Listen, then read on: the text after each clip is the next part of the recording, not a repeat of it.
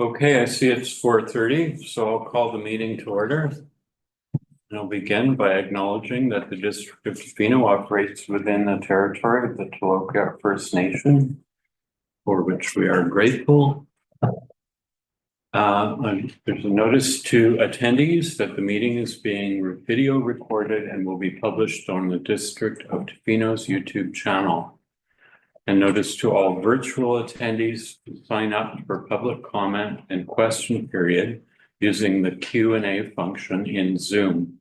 To register, participants are required to enter their full name, residential address, and the agenda item they wish to speak to. And we have a recommendation or a motion to approve the meeting location. So I'll read that from the chair, that pursuant to section 11.1 of the District of Tofino Meeting Procedures Bylaw number 1229, 2016, the temporary facility provided for the public to watch and hear the November 18th, 2024 Committee of the Whole meeting is to be held in the multi-purpose room at the Tofino Community Hall located at 351 Arnett Road in Tofino, BC, and that the meeting is to be held electronically via Zoom and live broadcast via the District of Tofino's YouTube channel. And if there is, we can do unanimous consent in committee. If there's no objection, that motion carries then. And I'll move the adoption of the agenda as well, that the November 18th, 2024 Committee of the Whole agenda be adopted. If no objection, that will be carried. Carried. And we have the minutes of the Committee of the Whole of October 21st, and I'll move that the minutes of the Committee of the Whole meeting held October 21st, 2024 be adopted. If there's no objection, that will be carried. That is carried. And now I'll look if there's any public comment on agenda items. Thank you, Chair. I will now make an open call for comments to both members of the public present in the gallery and those participating online.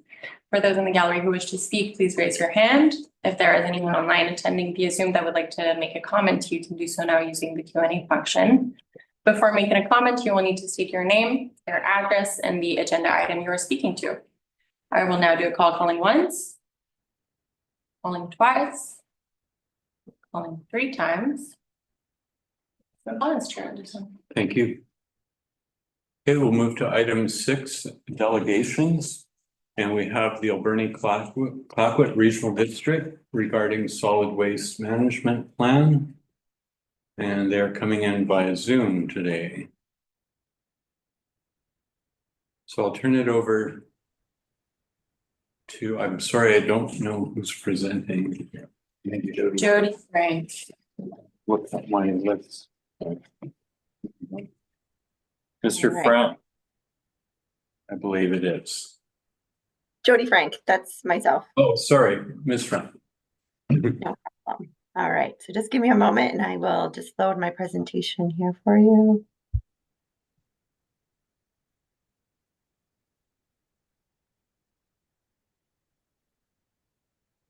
All right, are you seeing my slides? Yes. Perfect. All right. Well, thank you so much for having me this evening to present on the ACRD Solid Waste Management Plan. My name is Jody Frank and I am the Solid Waste Project Coordinator and the project lead for the ACRD's Solid Waste Management Plan. I just want to take a moment to acknowledge that the subject matter of this presentation represents the communities of the Alberni-Clayoquot Regional District, which are located on the traditional territories of the Nuu-chah-nulth peoples. We respectfully acknowledge these traditional territories and are so thankful for the opportunity to live, work, and learn here. So with mutual respect, Isak, and appreciation. Clayoquot, Clayoquot.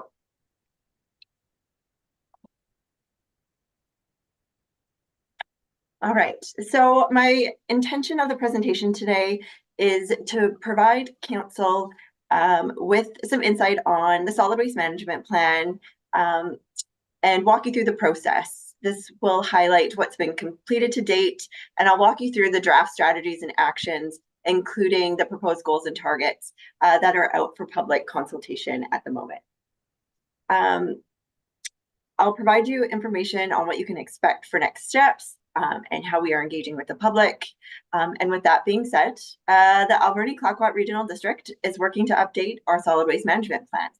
This will be our roadmap and long-term plan that will outline how waste is reduced and materials are properly managed throughout the region. The plan also includes municipalities, electoral areas, and First Nations communities. So why do we need a solid waste management plan? So the short answer is that all regional districts in British Columbia are required to have a solid waste management plan in place. This is mandated through the Ministry for the Environment and Climate Change Strategy and regulated through the Environmental Management Act. The process is set out by the province and outlines specific criteria that a regional district must undertake to achieve the plan's requirements. So our last plan was approved officially in 2008. So that was some time ago. We've achieved a number of initiatives through that plan, but as organics in the Sort and Go program has been implemented, it's now time for us to look beyond the bin and look for our next 10 years, ahead to the next 10 years. So like I mentioned, the purpose of the plan is to really outline those future programs and the infrastructure that we need to reduce the amount of waste we're sending to our landfills. This will help us optimize our solid waste systems efficiencies and help us to manage costs over time. So as I mentioned, the ministry outlines a set of certain criteria that we must follow in order for them to approve our plan. So step one of this plan was to initiate the process, and this took place last spring, 2023. So we officially let the ministry know that we were undertaking the planning process. And then from there, we recruited our advisory committee. So this is a group of outstanding individuals that represent the various communities underneath the ACRD boundaries. So these community members are from various electoral areas, municipalities, remote areas, rural, and First Nations. We also have a number of individuals that are from business sectors, the education sector, and the technical solid waste operators as well. So during 2023, we also underwent phase one of our public engagement. So this happened through October through December, where we generated feedback from communities on what their priorities were around solid waste. From there, we moved on to step two, which was setting the plan direction. And this included developing guiding principles. This guiding principles really just help us create a North Star, if you will, and helps create the framework of the plan and really informs how we make decisions. I'll go over our guiding principles in my next slide. But other key outputs of this step two were setting goals and targets and coming up with a long list of potential options that have now turned into our strategies. So this brings us to step three, which is evaluating the options. So this is where we currently are in the process. And so during this phase on the 8 strategies, which we are engaging the public, we want to collect public support and feedback as we continue to work and develop the plan. So after phase 2 and this engagement period, the feedback will be summarized. We'll report back to our advisory committee to consider the feedback, and then we'll continue to develop the plan. It will be reviewed and brought back to the community for one final round of engagement prior to it going to the board and the ministry for submission. And then step 4 of the plan is really that submittal and implementation phase. So as I mentioned, the advisory group came up with our guiding principles. And we, as a group, decided that the standard guiding principles from the ministry just didn't represent the ACRD from a holistic standpoint. And so something that we utilized that definitely was more representative of our region was around using the sacred principles from the New Chelmsford sacred principles. And they address respect, taking care of, and recognizing that everything is one for the people and the land.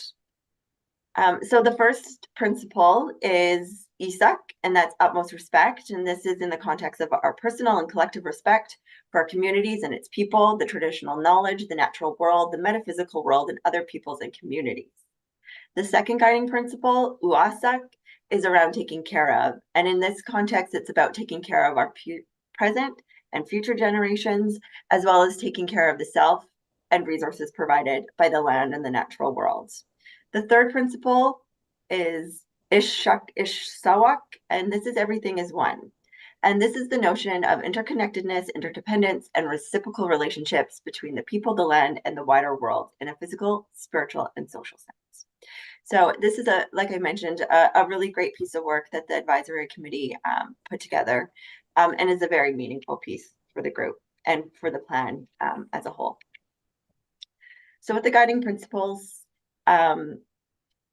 we moved on to the goals and targets. And so these really support the guiding principles and help us measure the plan's success. So we have 4 goals that the plan aims to achieve through the strategies. And that's number 1, providing social equity and supporting our local economy. So basically what our intent here is to provide equal access to all communities, whether it's a big populated area or a small remote community.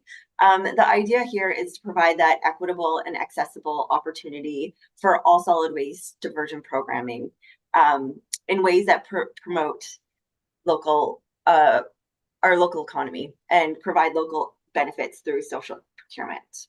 The second is around environmental, and this is really just in the things that we do related to solid waste, that we're minimizing our negative impact to local ecosystems. The third is around education, and our goal to create effective and accessible education to all audience types that help promote waste reduction and diversion. Number 4 is around making financially responsible decisions, using waste reduction and diversion initiatives to offset more costly disposal systems over time. Moving on to targets. So there's 2 main targets that the strategies aim to achieve. The first is an aspirational target, and that is just that we aim to take care of our people and the land by using our resources wisely. So to encourage community members to reduce, reuse, and recycle to get the most out of our products and to help reduce our carbon footprint. The second target is what we're really aiming to achieve, and that's to get our waste generation number from where it is down to 350 kgs per person per year. And this aligns with the provincial disposal target rate as well. So moving on to where we are when we talk about waste generation and waste disposal. So the ACRD currently operates 2 landfills and 2 waste sheds, if you will. So the Alberni Valley, which includes Bamfield, and then we have the West Coast. So we take what's being disposed at both landfills, and because this is a regional plan, we're putting it in a regional perspective. So with the accumulation of what's being disposed as garbage, so this includes not just the garbage you're putting out as a resident, but it includes what's incoming from the IC&I sectors, from construction and demolition, and it's combined, divided by the population in our region. There's a special calculation to offset tourism numbers for the West Coast, so that is taken into consideration as well. So the draft strategies and actions that are included in the next few slides that I'm going to go over in the solid waste management plan aim to really help us reduce this number and move closer to that 350 kgs per person. This next bit of the slide here shows us how we're tracking with our regional district partners. So when we look at the province of BC, these are the other regional districts, and we're that orange bar there in the middle, and that just shows us how we're tracking in comparison. Now, looking at what waste is going where. So when we look that number as a whole, so it's about 30,000 tons is going of waste material is going to our landfill. That bottom section shows you what's currently being diverted, mostly through that residential sort and go program, as well as some other diversion programs and initiatives. That top section, however, is what is going to landfill at the moment. So the aim of the 8 strategies is to take that top section and give it some more color, which means that we're diverting. I need to interrupt you at this point. You've used up 10 minutes. How much of Agent, do you have left? I'm just, give me about 5 minutes and I'll run through the strategies. That I'll work? look to committee if we want to give another 5 minutes. Sorry. Thank you, Chair. We did indicate to the delegation that it was a really big agenda tonight. Yeah. So I recommend not extending the time this evening, just given the amount of agenda items we have to go through. It's entirely up to the committee, but. Okay.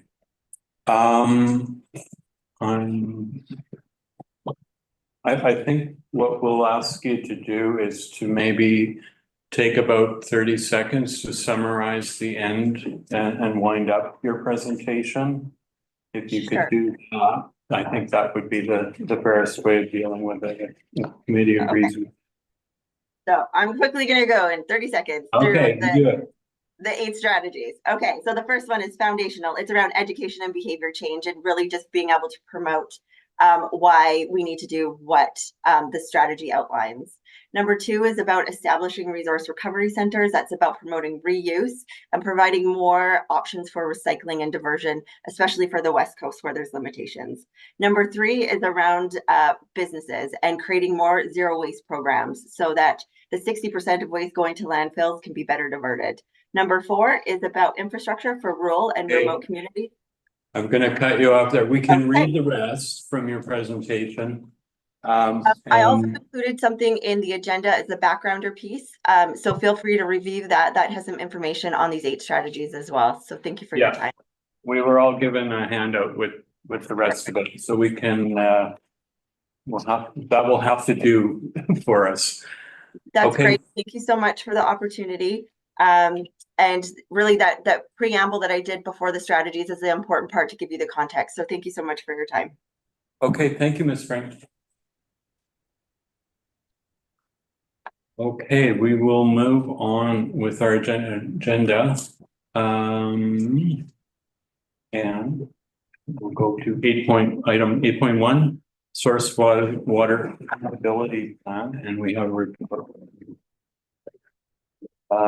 Public Works and Infrastructure, Mr. Kirkland.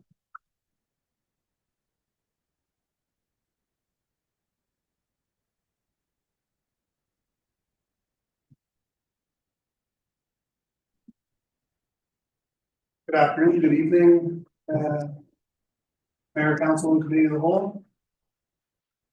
So yeah, I'm here today to present the first draft of the source water feasibility assessment plan that staff have been working on over the course of the last several months. So a bit of background here. So back in February 2024, staff introduced the water master plan to Mayor and Council. Alternate water source feasibility study was one of the prime projects as a result of the Tofino water master plan, along with the limits to growth policy and the Mears Island telemetry for remote water monitoring program. The intent of this project is to further expand on the 8 alternative sources that were identified within the water master plan, and further investigate the feasibility of these 8 options. Background right now, District of Tofino is currently operating at a water supply deficit. And at this point in the alternate water source feasibility study, we've reached our the staff have reached the data gathering phase, completion of that. So today the discussion is going to be based on presentation and elaboration on the 8 researched alternate water sources, as also presented or shown in the plan that was submitted. Presentation of various evaluation methodologies. Move into try to engage in an open discussion on potential for shortlisting 3 or possibly 4 sources to further look into and chat about some next steps. So without further ado, get into the first one. So the first alternate source is relying on the existing sources that the district currently maintains. So Maintaining the existing system, this will require a stringent conservation program as time moves forward and climate change becomes more and more of an impactful reality. Seasonal water restrictions would continue to occur, and alongside of all of this, there would still be an implementation of the 20-year capital plan that was presented in the Tofino Water Master Plan. So going through the existing infrastructure and renewing and upgrading assets that are at or near the end of their service life, or operating under the capacity. So for example, going and remediating the face of the Sharp Creek Dam, which has reinforcing steel exposed, and doing seismic upgrades to that, and going through upgrading Bay Street, so on and so forth for our existing sources. The second source that was evaluated was expanding the existing Osmosis water supply reservoir. This reservoir was previously expanded in 2008. The expansion would approximately double the capacity of this reservoir. The optimal expansion size would lower the intake pipe. When it was expanded before, the bottom of the reservoir went down, but the intake pipe didn't go down with it. And if this was the option that was enacted upon, it would still require significant investment in the existing water supply infrastructure and treatment infrastructure, because it would rely on the existing district system. The third source that was explored for feasibility is Kennedy Lake. Kennedy Lake is the largest lake on Vancouver Island. It has been explored in the past by the district more in a lot of detail back in 2021. If this was implemented, the existing treatment and supply system in the District of Tofino could be potentially completely or partially decommissioned, and the existing water distribution would obviously still be relied upon. There's two options to implement this alternative. Would be potential for a regional watershed or water district, or the other potential could be for a district water system. The fourth alternate source that staff researched was Bolson Lake. Bolson Lake is a watershed approximately 22 kilometers northeast of Tofino, just on the back end of Mears Island on the northeast end.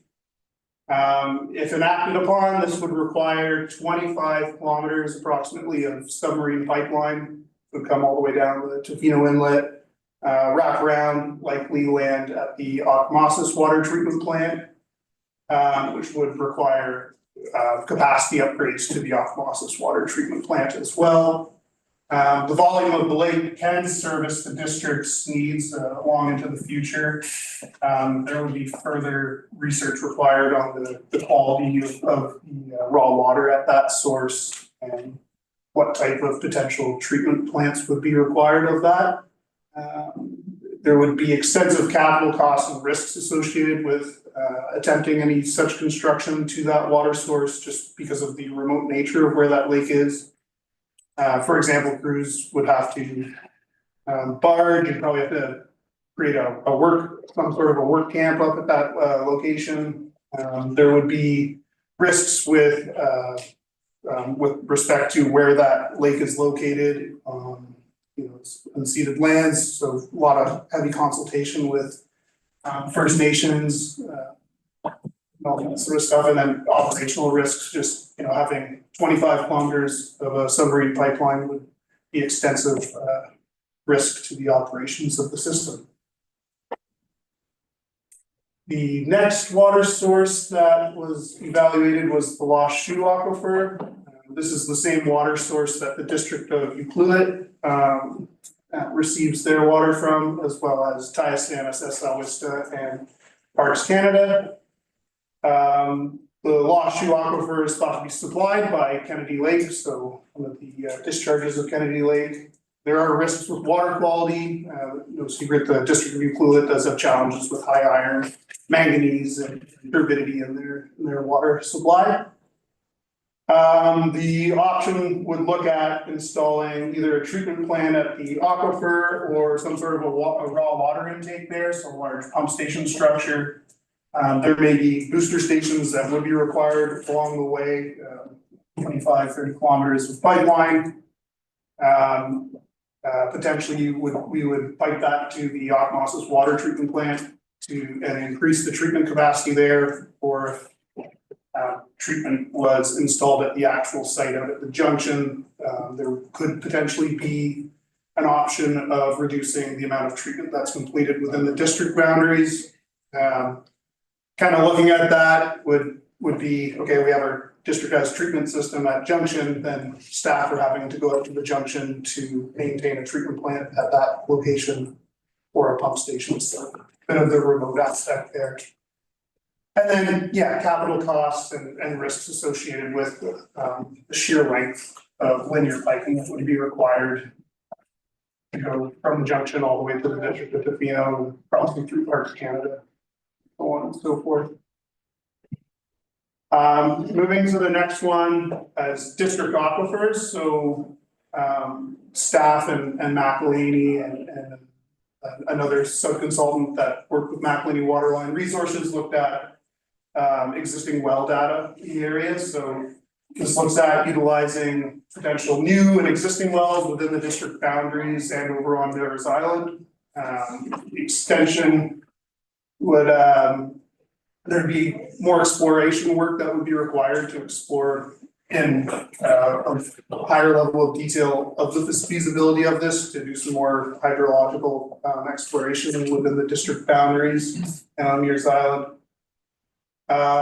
There's indication in the district area that the aquifers aren't suited for long-term use to supply a municipality from a sustainability and risk perspective from longevity. So this part of the study focused on the Miller's Island wells and an upgrade to the osmosis water treatment plant. So staff and McElhaney looked at potential well sites that would be in the vicinity of the osmosis reservoir, potentially adding some sort of a jet pump system to draw more water up to the surface at that location and then feed it into the osmosis supply side of the district system.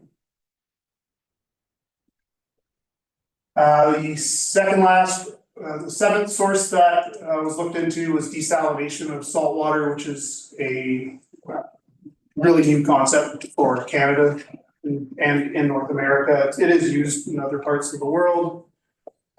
With this option, there's significant capital and operating costs just for the sheer amount of power that's required to run a desalination plant. There are environmental risks that would be associated with this. Desalinating salt water creates a salt brine that comes out with the process. The sheer volume of that could be treated through the wastewater treatment plant, but it's not designed to handle just the corrosive nature of the salt brine, nor the volume of it. And then for discharge requirements, there's just not a lot of regulation in Canada for how we could potentially discharge this to either a landfill facility or into the marine environment. As well as it, and due to it being a new technology in Canada, there'd be extensive operator training required, which is not currently in the environmental operators certification program in British Columbia. So there you have it. The last source or potential alternate source that was looked at as a part of this study to date is reuse of the effluent from the wastewater treatment plant. This is common in parts of North America, more in the flatter and more geologically suitable lands in the more central and eastern parts of Canada. In order to do this, there would be, like, a lot of municipalities would discharge their effluent into a river, and then you take the water from the river and treat that to be your water supply. So we just in Tofino don't have the geology to support that kind of a construction with a significant amount of volcanic bedrock all over the peninsula here. And yeah, So there was a minimal level of effort that was enacted into exploring this potential alternative water source. So there's a high level presentation version of overview of it. There's lots of details in both the report and the plan that Aquilines prepared.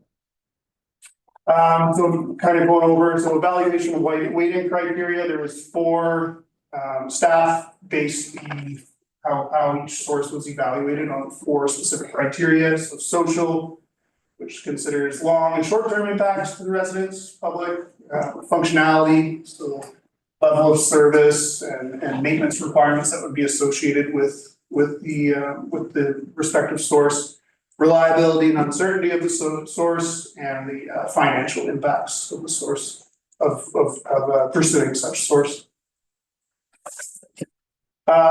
So staff have gone through and done some staff level evaluations of what the source are and what we're looking to discuss within this committee of the whole is identify what council's level of involvement would be. Staff believe that council would be very well suited to help and decide on what weighting the social impact of the evaluation would be to all the 8 different sources.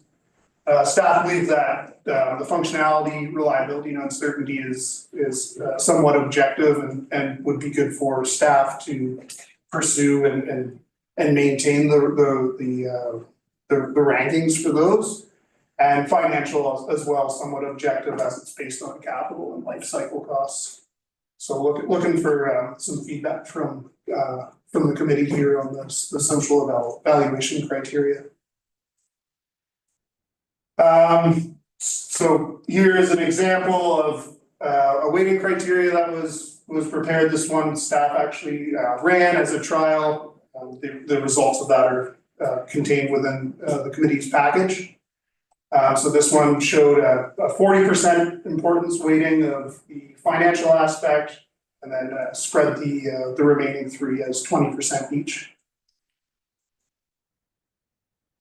So next steps and part of the discussion which we'd like to have with the committee today is the potential to shortlist 3 alternate sources for staff and Macklin to continue to pursue researching and looking into. Part of any shortlisting, staff would like to advise the committee that it's very important that there is continued dialogue and consultation with any respective First Nations that would be impacted by any of these alternate sources. To date, there's been some informal consultation or meeting with the Tla-o-qui-aht First Nation.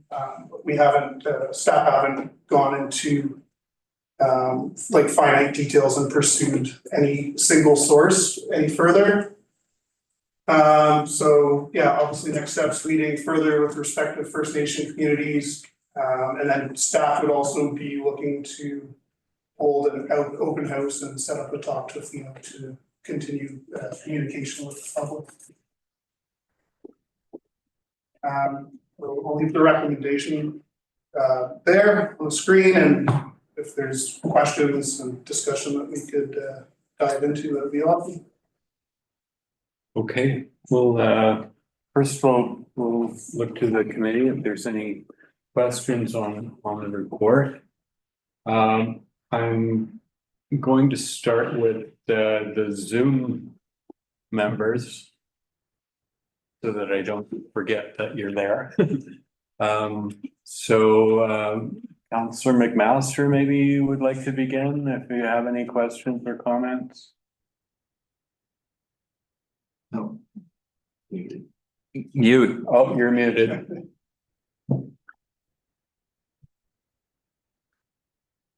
Don't really have any questions. I thought the report was pretty comprehensive. Right off the bat, I would dismiss desalinization just because of the environmental impact. Okay.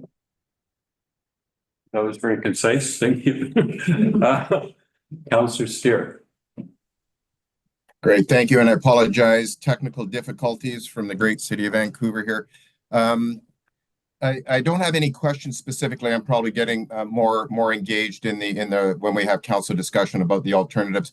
But yeah, I'll just since Councillor Master already jumped in on that, maybe we'll get that rid of the desalination quick from my perspective as well. But I think more fulsome discussion on some of the feedback that staff is looking for once we have a more open roundtable on those discussions.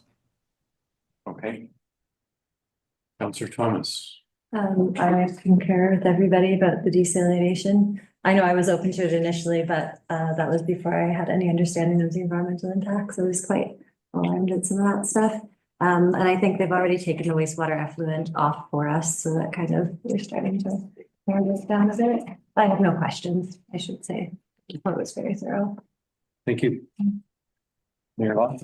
Yeah, through the chair, I do have a couple questions, maybe even a comment. Maybe first, agree desalination off the table, and maybe something else to throw out there. I did have a brief discussion with Mayor McEwen.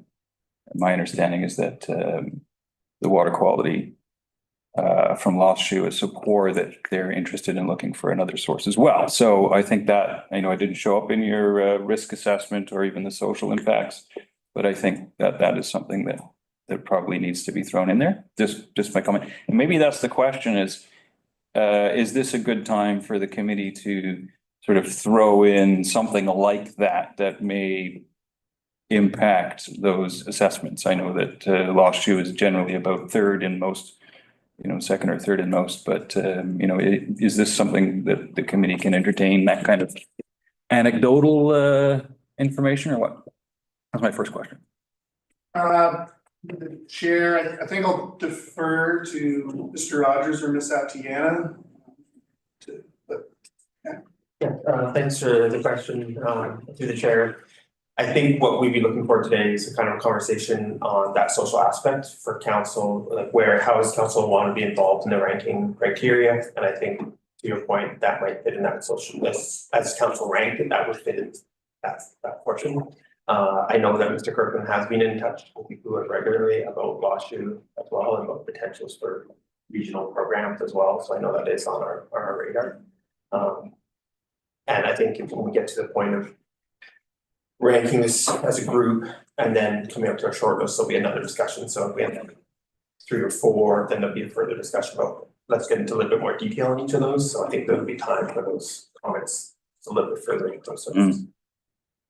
Super, thanks for that. And maybe a question for Ms. Atiana about financial. I know that the number one option on the list is Kenny Lake, but the cost is substantial. And a question would be right off the bat is if the district, say, went a standalone on that project, even if from all levels of government we could stack the maximum amount of grants at like 77.3, I think percent, right? Is that right? Something like that. 75%, 73%. So even if we were able to do that, that leaves, I mean, are we even legally able to borrow that much money? I think that's the question. I mean, that's the big question. And if so, that then spills over to me into the social impacts, because if we did that and maxed out our borrowing for that portion, could we then do anything else ever? I think those are my questions. And so maybe that's a bit of a comment and a question. First question is, yes, is that possible even? And B, what are the social impacts of that decision? Should council go that route? Through the chair, thank you for the comments and the question. It's a difficult question, I think, to answer here tonight, but what I would like to mention is council will be contemplating a debt policy at the December committee of the whole meeting, I believe, or December 10th. And part of that discussion will relate to this discussion. I think it's, as part of that presentation, you will see updated numbers on debt servicing limits. Council will begin contemplating to what limits is the municipality willing to borrow. If a municipality goes above and beyond that amount, under which parameters would you do so? So that will help with this discussion. I know it doesn't help for tonight and today, It's difficult for me to say, well, there's enough room for Kennedy. I don't have those numbers in front of me. But it is something that I expected to come up, and I just wanted to foreshadow that discussion a little bit because I think it will help. I know we can't sort of probably when we're, I guess, at a staffing level and we are contemplating the evaluation matrix. We didn't want to so heavily weight, and I know we haven't fully solidified what the evaluation matrix looks like yet, but we didn't want to so heavily evaluate financial to negate any other considerations. What you won't necessarily see in there right now is our discussions with First Nations will be incredibly important. Even if we evaluate a particular option and it's sort of sitting at the top of the list, those discussions are very important when we consider how that may impact the nation's traditional territory and other impacts, environmental impacts. So the discussion, there's quite a bit of discussion to continue to have, and I think we need to talk through all of that when we solidify the evaluation matrix. So I think that addresses some of your comments and concerns. Sure. I have one more question, but I'll leave it. Okay, Councilor. Yeah, I don't really have any questions. I guess I was just a little unclear on how the osmosis one would affect our system because we wouldn't be, because we're on a flow through system, but we wouldn't be adding more flow. So would we stay on a flow system, or would that be changes to a supply system? Through the chair, it would still keep us on as a flow through system. We'd still be relying on the Kennard Creek. I know there has been conversation very loosely and informally about if there's another creek that we could look at diverting, but we haven't, staff haven't looked into that as a feasible option yet. It would come with a lot of challenges. So to answer the question, expanding the size of the reservoir would just increase the amount of days that the district has for emergency storage. Okay, thank you. And then if we're hopping into eliminating some, I thought we should also, I agree with eliminating the one staff have helped us eliminate with the wastewater treatment and then the desalination. I also thought I would like to eliminate option number 1 was the existing.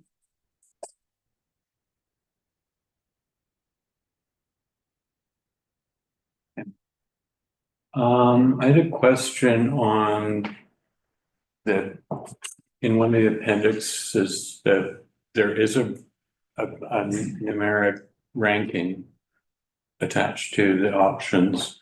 And did you use the weighting that you had up on the screen there to determine those numbers? Through the chair, yes, that's Okay. correct. I just wanted to double check that. That's what I thought I heard.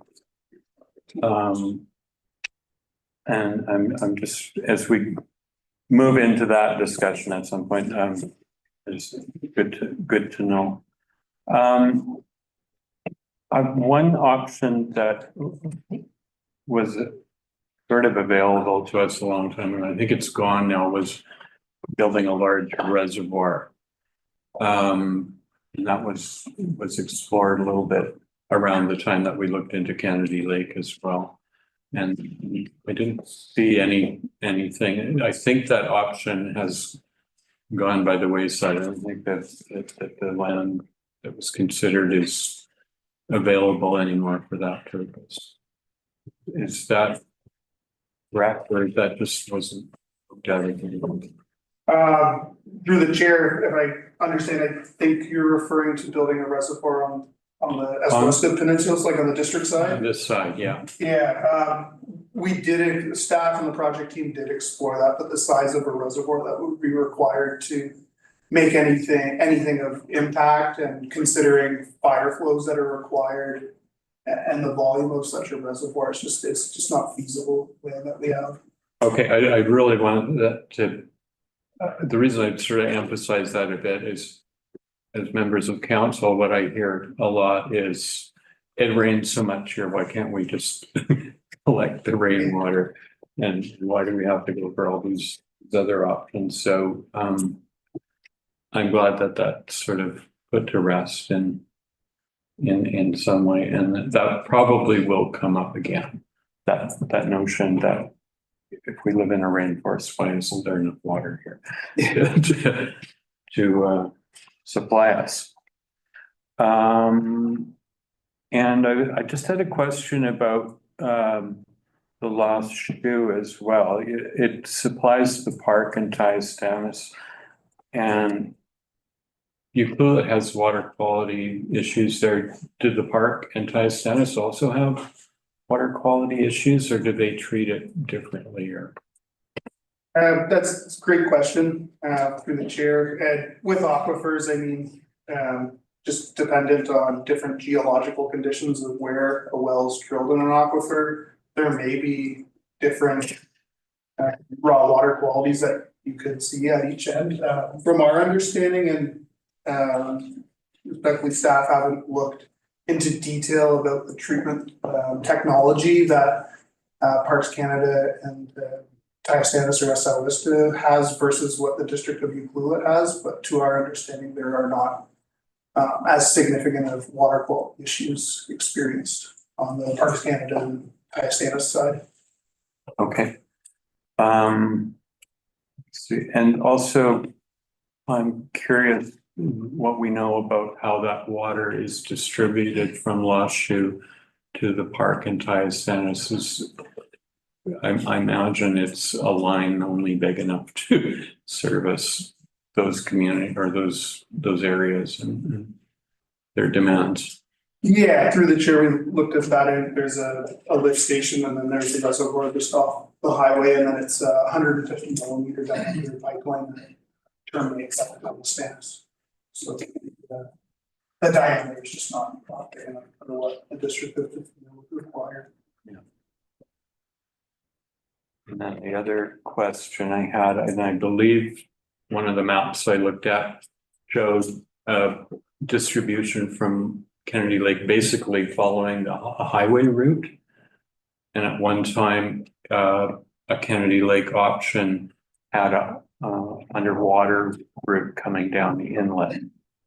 And just my preference is for a route that is more accessible, i.e. the highway route, that if any maintenance and so on needs to occur, it's a lot easier, and it might be a little more expensive, I think, to install, but offers better maintenance, operational and maintenance stuff. Okay, that's all of my questions. I have one more question. Yeah. Good Chair, this is maybe a little bit out there, but I thought since the numbers here are so high that you know, at what point, I mean, I didn't read it in the report, but you know, and I'm just going to throw it out here. I mean, the cost of retrofitting every home in Tofino, even if it was $20,000 a pop, would still be significantly less than you know, any of these options. So I'm just wondering if that's been, you know, I mean, maybe it's just way too far out there, but we do talk about rain catchment, and most of the water that we flush down the toilet or use it does not need to be treated or you know, potable. So I'm just wondering, you know, with the amount of numbers again, is that even an option? Has that been looked at? And don't take too much time on it, but It's a great and valid question through the chair, if I may. There's many different ways that homes could get retrofit. There's standards that I'm sure are starting to get developed as, you know, development occurs across Canada and North America and the world even at that. I think, you know, I'm going to defer answering the question in detail, and staff can take that one away and look into it and come back and give a bit more of a detailed answer, because we haven't looked in a significant amount of detail of what that wants to look like for each individual residence. And it may look different for depending on if, you know, residential, industrial, business, so on and so forth. Mr. Rogers, Ms. Etienne, if you want to add anything. Thank you through the chair. I think it's absolutely fine to throw out ideas right now and just sort of see what staff have contemplated and what we've talked about at the staffing level. I think this is a time. One of the biggest challenges with retrofitting is it adds up to quite a significant amount. And that type of expenditure is not eligible for borrowing. So if we were to consider, that value per home, over 900 homes, it's cost prohibitive because we wouldn't be able to borrow for it. Becomes a bit more problematic when you're not tying it to infrastructure. I think, can I just make a comment about that, just to put in perspective through the chair? Yep. Is that this is gonna cost taxpayers, one way or another, so it's just, I mean, we're gonna pay, like, everybody's gonna pay for this, whatever we do. And so maybe it's just something to think about, like, the cost to each of us is going to be, it's gonna come down one way or another. Anyway, thank you. Thanks for. I just have one more question. Yeah. It's through the chair. I was just wondering if we did go with Kennedy Lake, how would using that as a water source affect people who recreate on the lake? Through the chair, the impact of the draw would be minimal. There may be some sort of a buffer zone where the intake pipe would be for the raw water. But and again, we can take this one away and look at this in more detail, but we don't expect it to be a massive impact to it at this time anyways. So for example, do you suspect we could still use power boats on the lake and? Through the chair, I'd have to take that one Okay. back. And we may be at a little bit too early days. There's many variables, like depends on the treatment technology that's selected. So like a more robust treatment technology may result in a higher ability for usage. Like different municipalities have different watershed protection requirements. For example, if you look over at Metro Vancouver, they don't allow anybody into their watershed. But if you look at, other communities across Canada, I mean, a simple one, like if you look over in Ontario, like Lake Ontario is a water source for many communities. So it depends on the treatment technology that's selected. That helps answer the question. Yep, thank you. I think too, just when we're thinking about the financial impacts of it, there's another question I have, and maybe this is not perfect. The report doesn't really speak to this, but how does that debt servicing play out along with growth? Can't grow. You're paying debt or whatever, the cost of anything really, and the increased cost over time for the district is based on a tax base that isn't growing. So how do we evaluate potential growth that is enabled by a better water source? And people of Tofino will still be paying for it, but if more people are paying for it, and over time, is that tax or that burden spread out differently? And is it diminished, the burden over time? That's something maybe can't answer right now, but there's something there that needs to be factored into assessing the financial impacts. If I may, I could comment on that. I certainly couldn't answer that question. We'll leave that to the accountants down the road, but if we use an example, looking at the wastewater treatment plant, we didn't factor in debt servicing. We didn't factor in growth when we were talking about debt servicing over the 30-year debt term.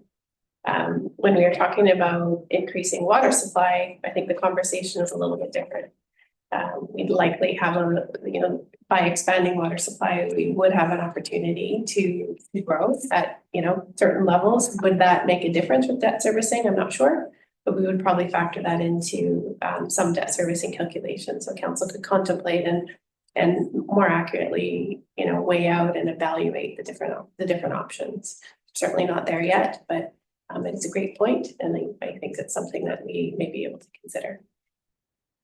And there's a social factor of growth as well. So Okay, I think we've moved through everyone with questions, so.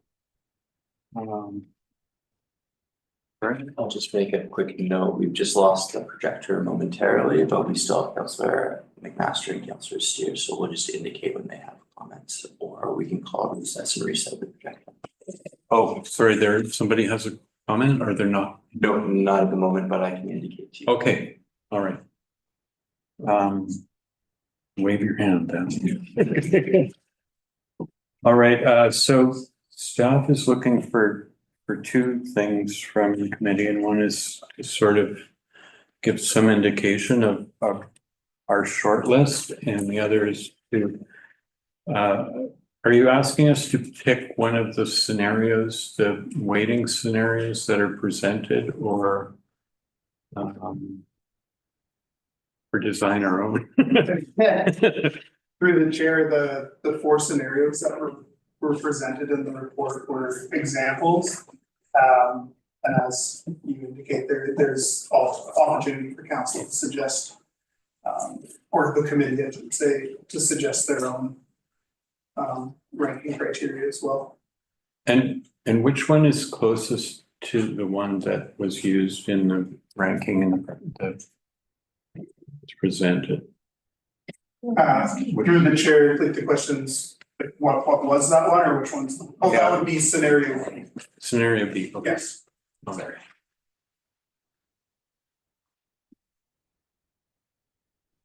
Okay. So Councillor Steer.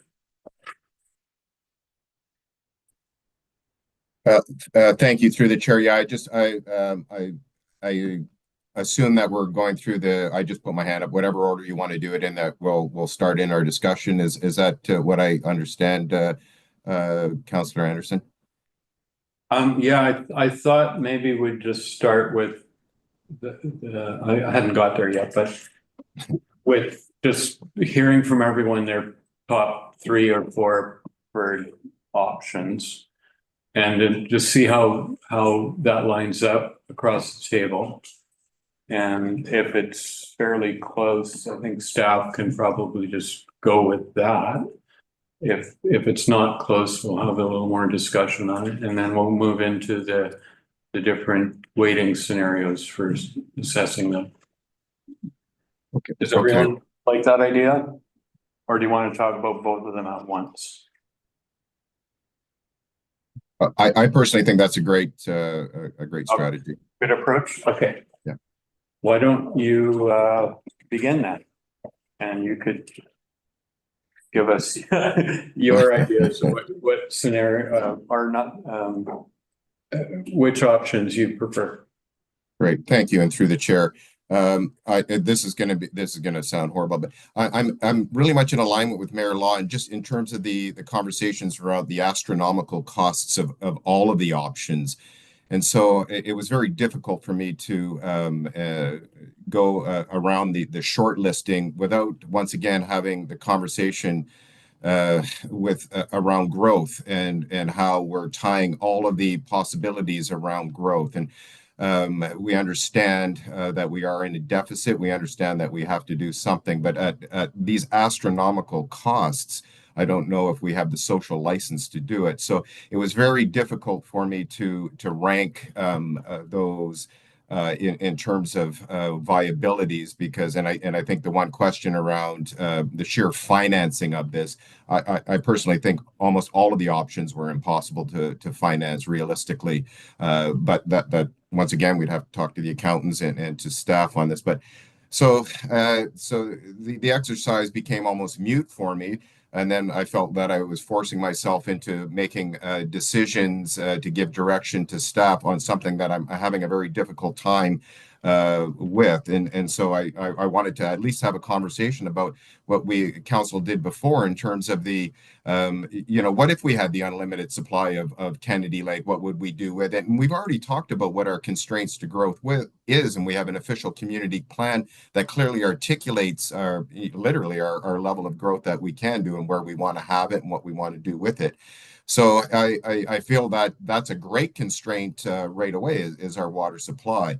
And so when it came to ranking, this is the big preamble to now being forced into having this conversation. But I want to preface it all with it that I do not think any of the options are financially realistic, but that's just a personal opinion. So when I did look at them, in terms of what we are looking at from that financial cost benefit, and looking through the report and looking at something like the Osmosis reservoir expansion, and then the potential in there for that water source investigation within that general area. There may be some possibilities to look at some sources that have not been looked at. And I do know that area a little bit, and I do know there are some sources, I don't know their viability or not, that's within that area. And so that rose to the top for me, but recognizing that in the report, it did speak to only about a 16, and correct me if I'm wrong, staff, a 16-day window that would give us, and looking at the cost to benefit on that, that was one of the issues that came up for me. That being said, without an investigation of potential other sourcing into that system, that may increase that number. And once again, this is all investigative potential, of course. So that one rose to the surface to me, and from a costing perspective, for all the infrastructure that we already have in place. From the O&M perspective, it all kind of rose to the surface very clearly to me. The next one that came up was, and Mayor Law, you had alluded to your conversation with Mayor McEwen in terms of the water quality issues that they're experiencing. So just as you mentioned that, and I don't know the details of it, but Lost Shoe also rose very clearly to the top for me for a number of reasons. Outside of financial was part of it, but a source that was there, the infrastructure issues maybe a little less. One of the questions I did have was around treatment and the treatment plants, and what I didn't want to get too far down into the weeds of what that might look like. But Lost Shoe, in terms of viabilities, rose quickly to the surface as well.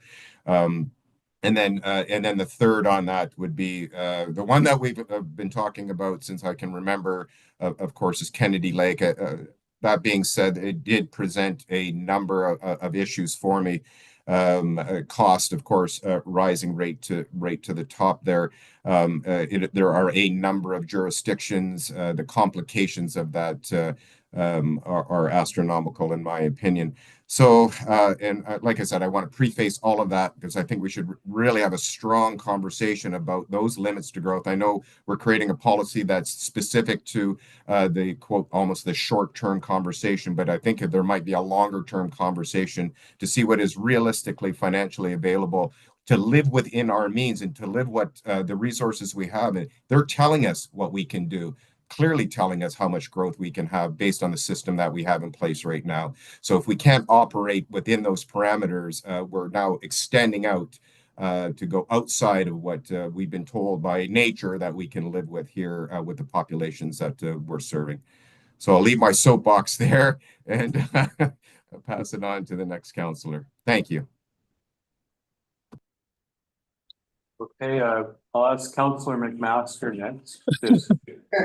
I just want to make sure I take care of the people on Zoom first. The councillors coming in on Zoom.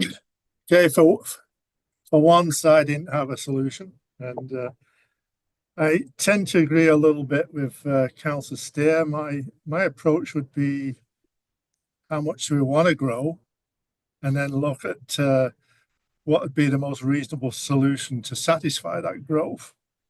I think we have to look at Kennedy Lake just because everybody talks about it. I think the cost is going to be astronomical, and I think if it would have to be a regional approach, we couldn't do it by ourselves.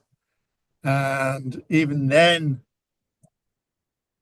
could Tofino even grow enough and have enough land to make it worthwhile? I doubt whether any of us would want to live in a city that size.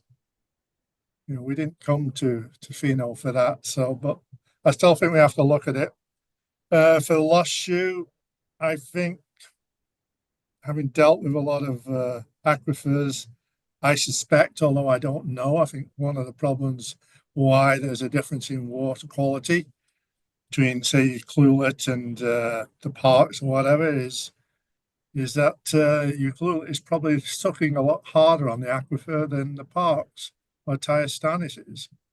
And it's just like sucking the last dregs out of your drink. You pull up the sediment. And I don't see any reason why Tofino would be sucking as hard as Q-amp and probably run into the same problems. And they're expanding the reservoir. I have to look at that, but I don't hold out a lot of hope for that. So I think we should try and determine what we want to grow to, and then look at the most reasonable solution. And I'm not prepared to put any weighting on the various factors at the moment. That's all I've got for now. All right, who'd like to go next? Sure, I can. I agree with both the councillors before me. I think they said it pretty well. I think for me, I was pretty interested in the aquifers next to osmosis. I thought that could maybe, if we're not gonna have this massive growth, that could be a solution. I don't know the full costs behind it, or obviously the functionality of it would be something that I guess would find more information from. So to me, I was still interested in that one. And yeah, I suppose that's it. I wasn't that the ones I wasn't interested in before. So yeah. Okay. Mayor Law. Wow, this is, boy, such a brief moment. You know, to be honest, if I'm really honest, I have to agree with Councillor Steer, Councillor Master. You know, I thought 100 million was a lot, you know, but this is way more than that. And you know, I think Kennedy Lake could be a regional option, but it would have to be a regional option. I have to agree with Councillor Master on that. And then, you know, but again, what does that mean for Tofino? What does that mean for our towns? You know, do we grow? Do we become a city, et cetera, et cetera? So I hear all that. I think that's totally relevant. You know, it's the myth of infinite growth. So, I mean, if we have to pick something, I would probably pick 3, and I'm going to do it just because you've asked us to do it. And one is Kennedy Lake as a regional service only. But then, you know, really that is after really having a sit down and saying, what is it that we want? Osmosis Reservoir would be there, also very expensive. And then, you know, a third option, like I said, maybe we decide that council decides that you know, so we don't have the social license to do this, and the consequences are too much. And then, you know, personally, if I had to pick, you know, as a homeowner or a future homeowner, I'd say, you know, I'll take out a $20,000 loan and retrofit my home and do that instead of paying the taxes and having the consequences of $180 million project. So which changes the fabric of our region and so that, I mean, it's not an easy answer for me at all, but you know, we're a committee, so that's my options. Councillor Fons.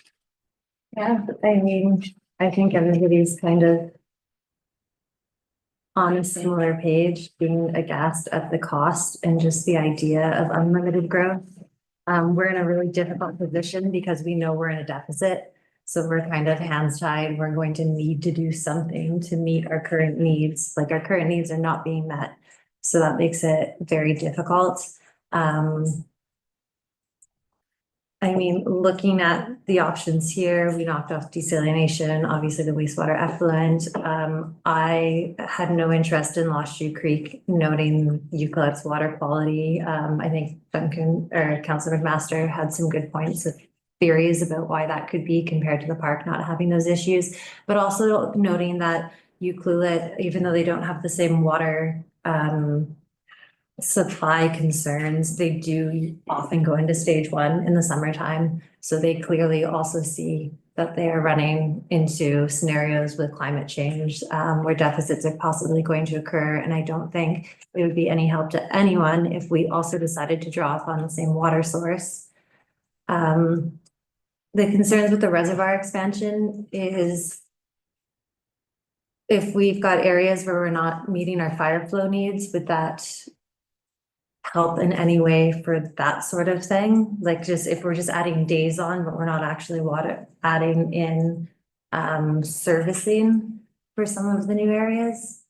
I think I agree with Jen that there needs to be, or sorry, with Mayor Law, that there needs to be a real emphasis on like managing the things that we do have and how we can help people with retrofits and how we can help with making use of what is falling from the sky, or just being, I don't know, more conscious of our use. We do a great job of that, but when we're faced with the possibility of taking on hundreds of millions of dollars of debt or functioning kind of better with what we have, that's gotta be something we need to explore.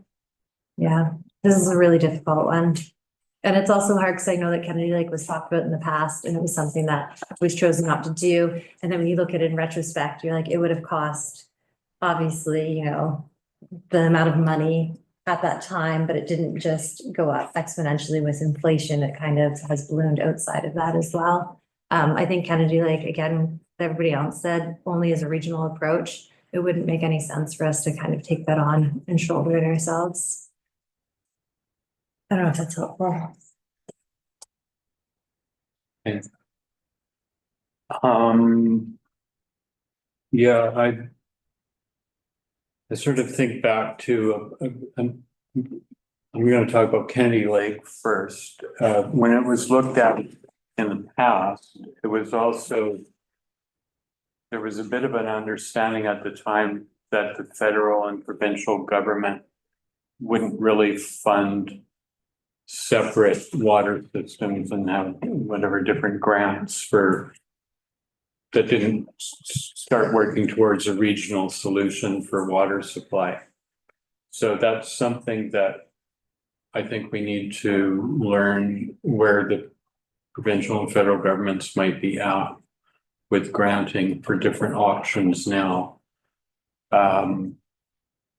If that's still the case, I think whether it's Kennedy Lake or not, there might be some forces at those granting levels that would push us towards a regional solution of some sort, whether it's Kennedy Lake or possibly Lost Shoe with more regional thinking around it rather than a bunch of people just sort of tying into it and drawing from it.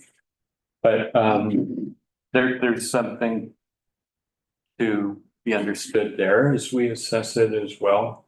What are the granting scenarios? All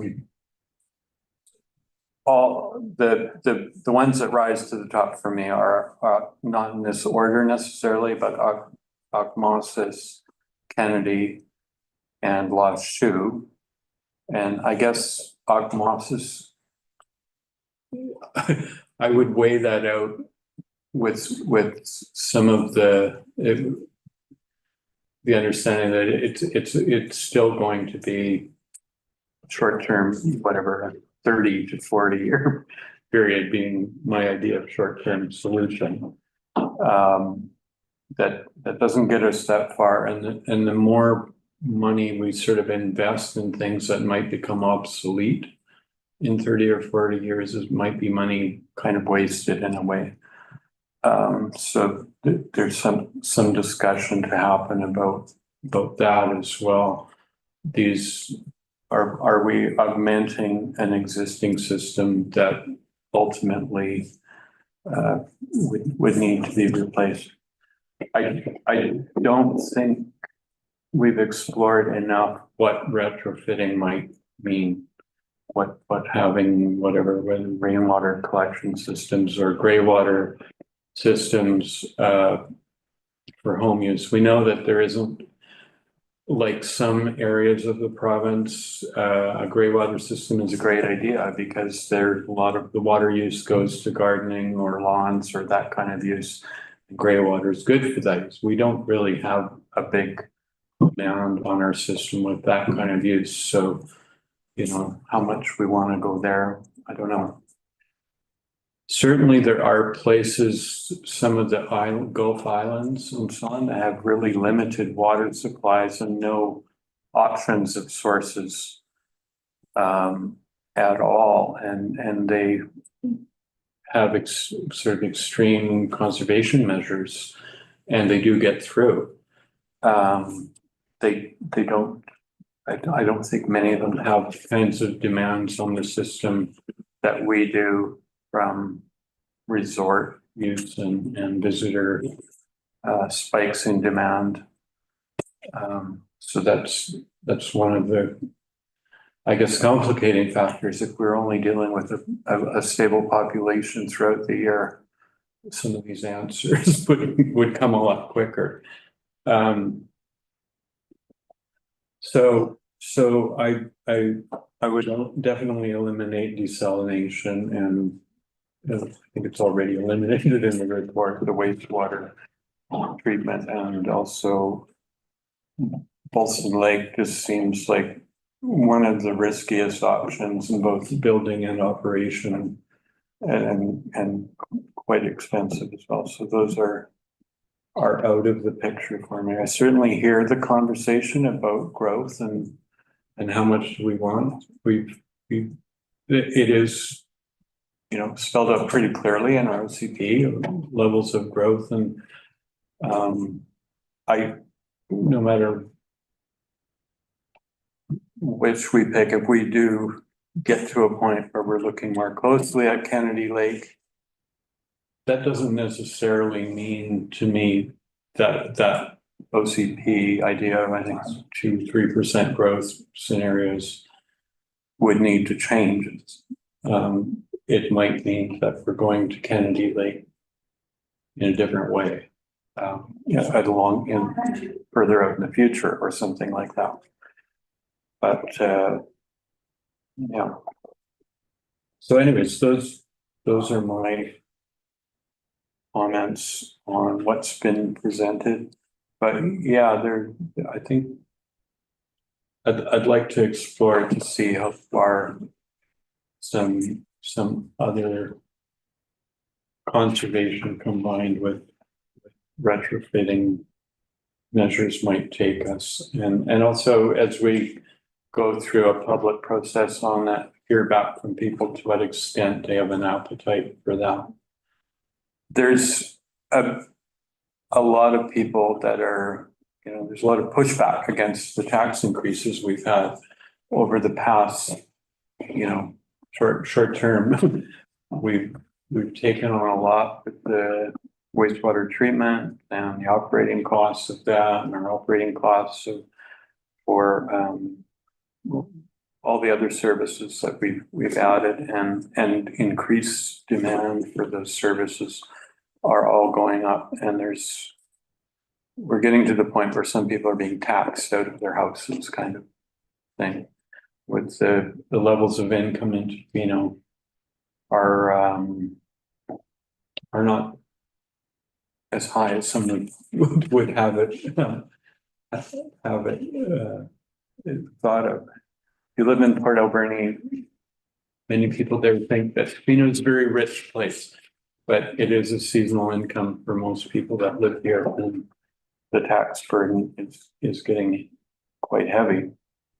So they're all expensive solutions, and the appetite for more taxes is not very high. Kennedy Lake certainly would have to be a regional approach. I think we sort of talk about Tofino's needs and sort of like in this, picturing Tofino is just sort of our district, but there are going to be pressures from Tla-o-qui-aht for their growth needs inside the district of Tofino too, and I don't think that maybe we're factoring those in as much as might be necessary. So that's going to be part of the conversation going forward too. When we're looking at growth in the land base. Currently, that is, Tofino is one thing, but there's certainly some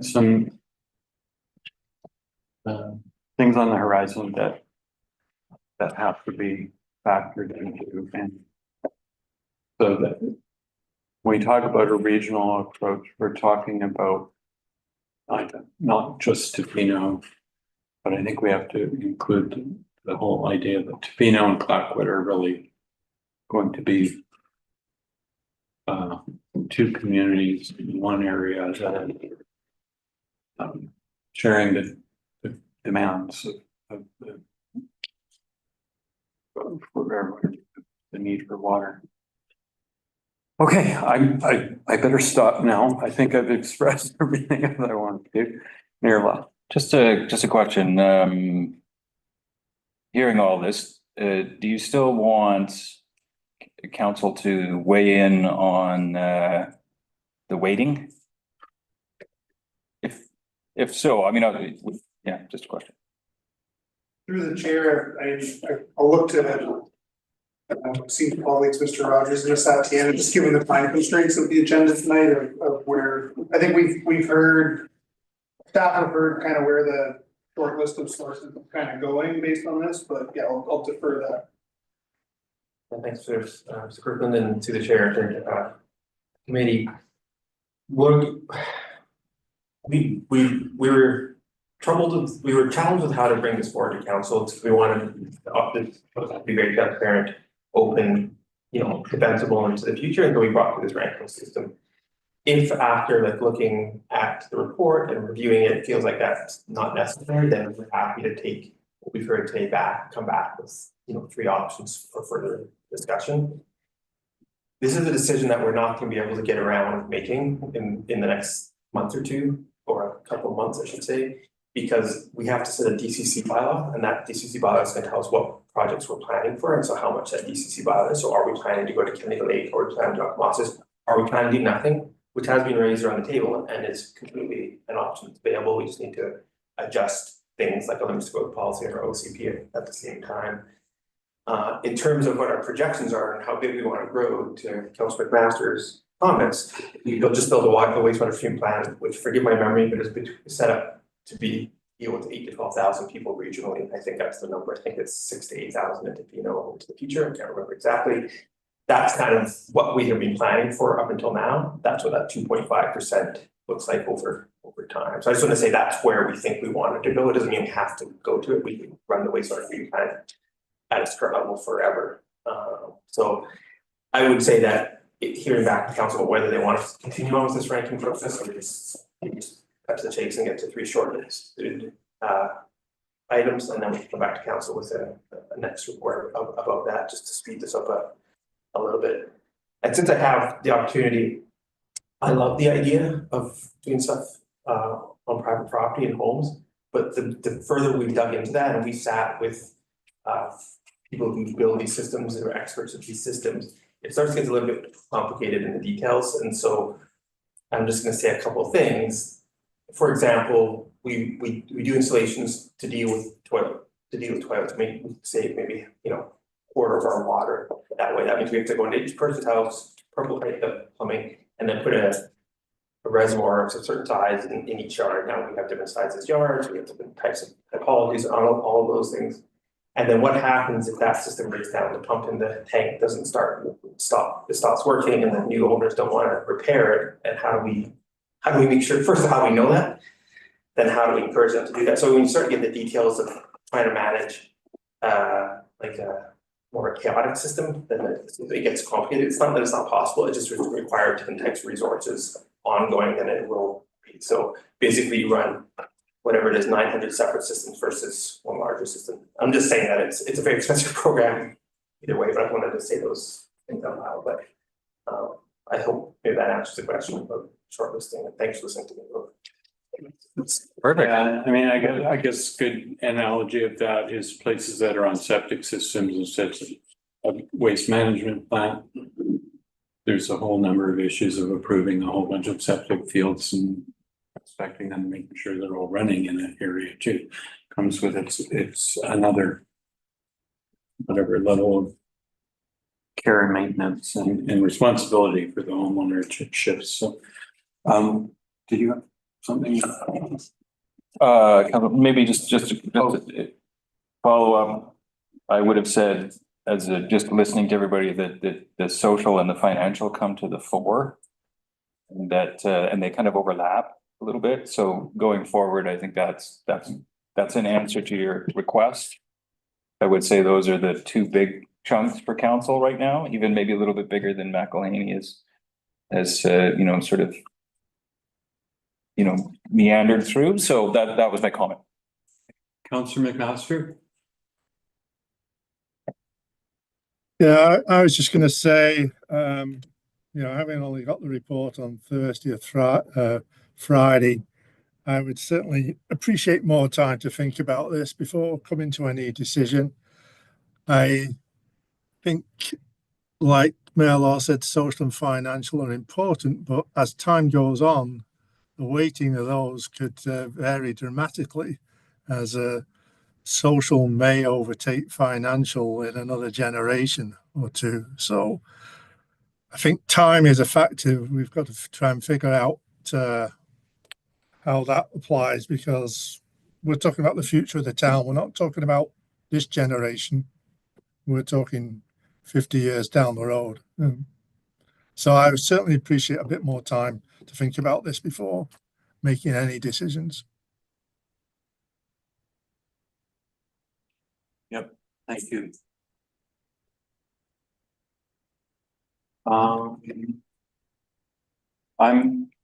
I'm guessing just from the discussion also that the social and financial are sort of maybe coming in kind of equally and more weighted than the rest. But we'll just, I think we've come to the end of the discussion on the sort of the ranking of the different options. I think staff have enough to go on from what councillors have said. So did any other councillors want to make a comment on the different weighting scenarios? Or are we satisfied that we all agree that the social and financial things should be weighted to have the heaviest? I'm not hearing anyone pipe up, so I guess there's agreement on it. Okay, does staff feel they have enough to go on from the discussion then? For the next round of next steps? All right, thank you, Mr. Kirkland, and we'll move on to next item on the agenda then. Oh, we have a resolution as well. When you're done. Okay. First, I'm going to move from the recommendation that the Tofino Source Water Assessment Draft Report attaches Appendix 1 to the staff report titled Source Water Feasibility Assessment, dated November 18th, 2024, be received for information and discussion. Second by Councillor Thomas. Anyone opposed to that? Motion is carried. Okay. And back in your places, so I'll call the meeting back to order. And we're moving on with item 8.2. Completed to present limits to growth policy. Or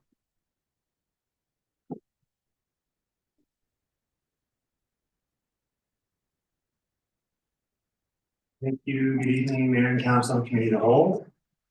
As the title suggests, here to provide an update on the revisions to the draft limited growth policy that staff made since it was introduced to council initially on October 8th. A brief overview of the slideshow. I'm gonna give a fairly brief recap of the policy as it's designed to date, a summary of the feedback received, a little more detailed overview of the revisions that were made to the policy, and then hopefully we can spend a bit of time on discussion, primarily related to the evaluation matrix, and other sort of comments and concerns that Kate has. So as a quick refresher of what the policy has been designed to do so far, it establishes a remaining water capacity of 120 cubic meters per day. Of that 120 cubes, it further allocates half of that to Tla-o-qui-aht First Nation development and half to non-TFN development. Of the non-TFN development, 50 cubic meters per day is reserved for residential development, and 10 cubes per day is reserved for non-intensive commercial, institutional, and industrial development. The policy also establishes a mechanism to allocate and track water consumption for new development, and the tool that we are using, we're calling a water allocation certificate, or a WAC. The policy also restricts tourist commercial development and high demand non-residential uses. Saying that high demand is anything over 0.6 cubic meters per day. And these uses would not receive a WAC according to the policy.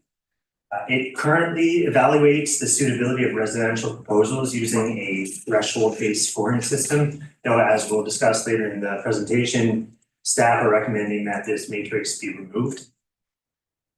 The policy also establishes a standardized method of calculating anticipated water demand based on typology. And lastly, it's designed to operate on a first come, first served basis. So an overview of the feedback since the October 8th council meeting where the first draft of the policy was introduced. Staff made several revisions to reflect and address concerns from council, and we also circulated a copy of the draft policy to our legal advisors for review.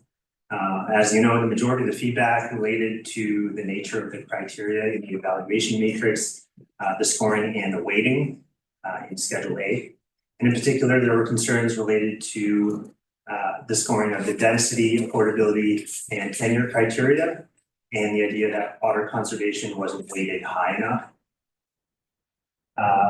The second main concern was about the accuracy of the calculations in Schedule B, due to their being based on average consumption per unit of each dwelling type instead of per capita for each dwelling type. And in addition, we received feedback from legal counsel generally related to ensuring that the text and clauses of the policy were tied to the district's existing authority under the water utility bylaw, which is to protect the water system and prevent adverse effects on existing users. So a quick summary of the revisions that staff made to the policy. The top two there, we made minor text revisions to the purpose section and minor revisions to some of the definitions for clarity purposes. Staff also landed on a threshold definition for water intense land uses.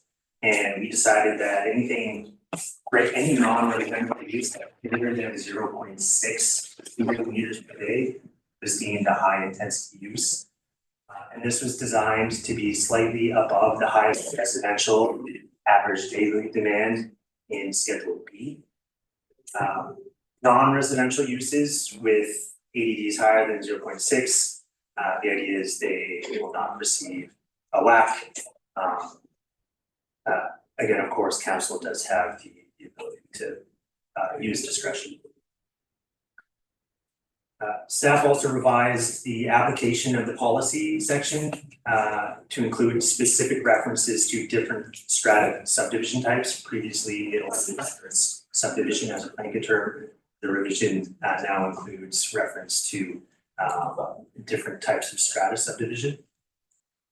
It also removed reference to business license. Staff also adjusted the evaluation exemption section in the version of the policy that does not include the evaluation criteria. And finally, staff made an update to the evaluation criteria and the ADD calculations in Schedule B, both of which will be discussed in a bit more detail on the next slides. So here's a snapshot of the revisions made to Schedule A evaluation matrix. So although staff are ultimately recommending that we remove this scoring matrix, should council wish to keep it, staff are recommending that we go with this version. So as you can see, the main changes include an increase in point value for water conservation at the top. And we also revised the point spread with smaller increments for the density, affordability, and tenure criteria. And we removed the resident restricted category primarily due to difficulty in tracking and streaming. We also changed the passing threshold to be a bit lower. So the threshold is now about 28% of the available points. So it's 40 points instead of 50% of the available points in the previous version. So here's a revised Schedule B. Since the October 8th meeting, staff revised the anticipated demand calculations in this schedule to reflect 100% of the water meter data that the district has, in addition to reflecting an average of Q3 consumption over 3 years, so 2022 to 2024.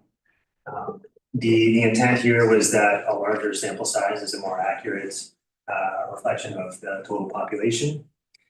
And the middle column here, the green one, highlights the revised numbers. The left column there are the old numbers, and the far right column just indicates what expanding the sample size did to the numbers.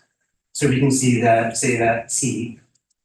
that in all cases except for the duplex, the numbers went up slightly, whereas in the duplex it went down sort of a marginal amount.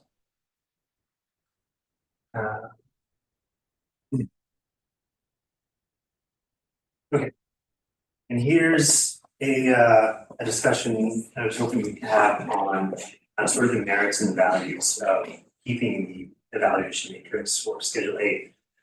So since the last meeting, staff had, in my opinion, you could think about the value of keeping the matrix in light of the feedback received and the difficulty in establishing appropriate points, weighting, and criteria. So the matrix was originally intended to be a tool to encourage innovation in residential development and be a more detailed reflection of OCP policy. It was also intended to provide a degree of certainty and transparency to the development community as to how residential proposals would be scored. But on the other hand, I think keeping the matrix would increase application complexities, some additional administrative burden on both the applicants and staff and council during review, especially at least when it comes to zoning amendments and TUPs, an additional layer of review that really felt redundant against existing OCP policies. So I think ultimately staff felt that simplicity should be prioritized, and hence the recommendation to remove the matrix. But in the absence of the matrix, all residential applications will receive a WAC upon approval of their relevant development approvals processes, provided there's remaining water supply. So as noted there, staff recommend to remove Schedule A. This brings me to the conclusion. Recommendation is on the board there.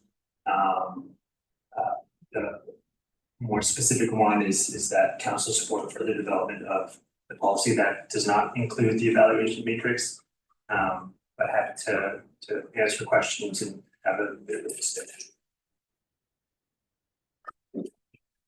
Okay. Counselor Steer has a hand up, so I guess we'll start there. Great, thank you through the chair. I wasn't expecting to come so quickly. I was still formulating my note, but thank you through the chair.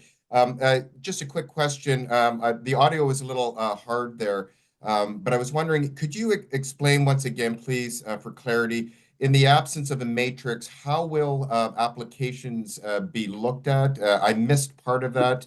I did hear they would be issued, was it they'd be issued a WAC through the process or at the beginning of the process? Maybe just clarify, please. Thank you.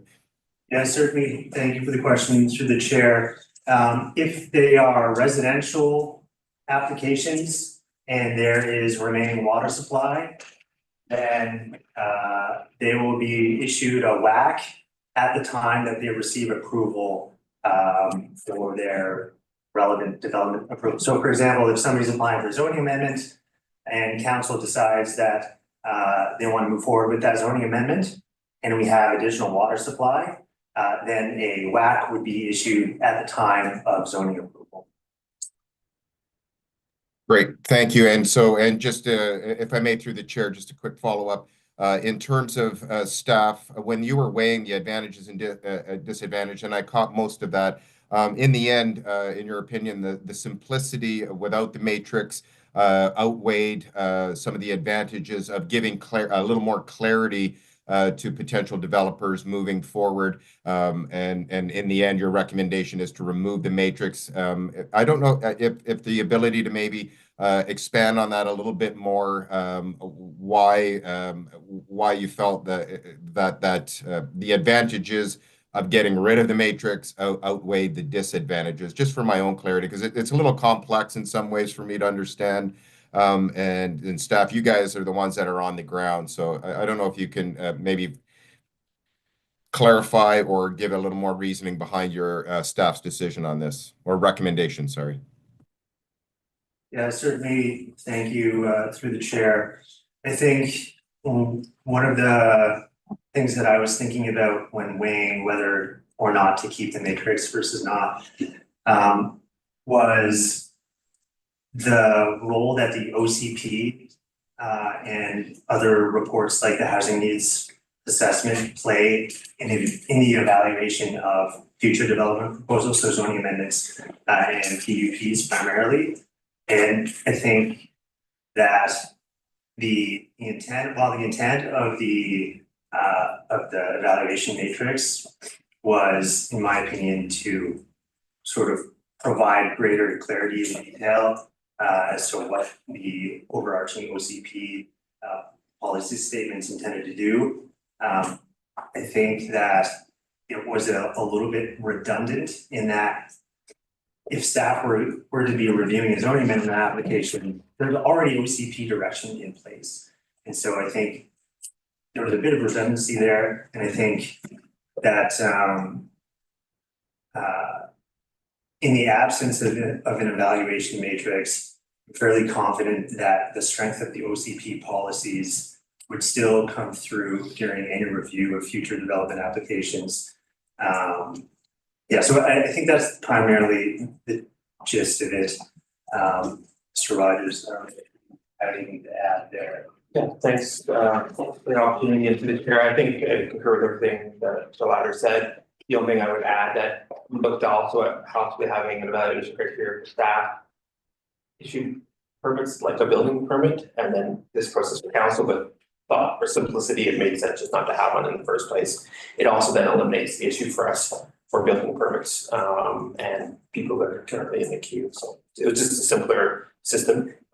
And you know, there is only a limited amount of development out there in Tofino that's going to be, you know, that gets built every year anyway. So we didn't think that the risk of people crowding our doors looking for second units would be that great. So.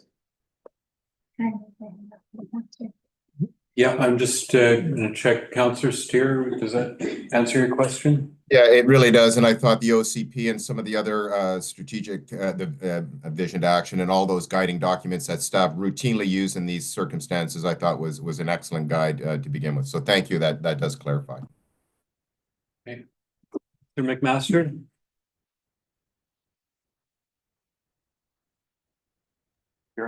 Yeah, my question was, when we last talked about this and we were talking about the matrix, I suggested applying some sort of curve as opposed to a step approach in the matrix. And I see we've just got 2 more steps. Is any reasoning behind your thinking?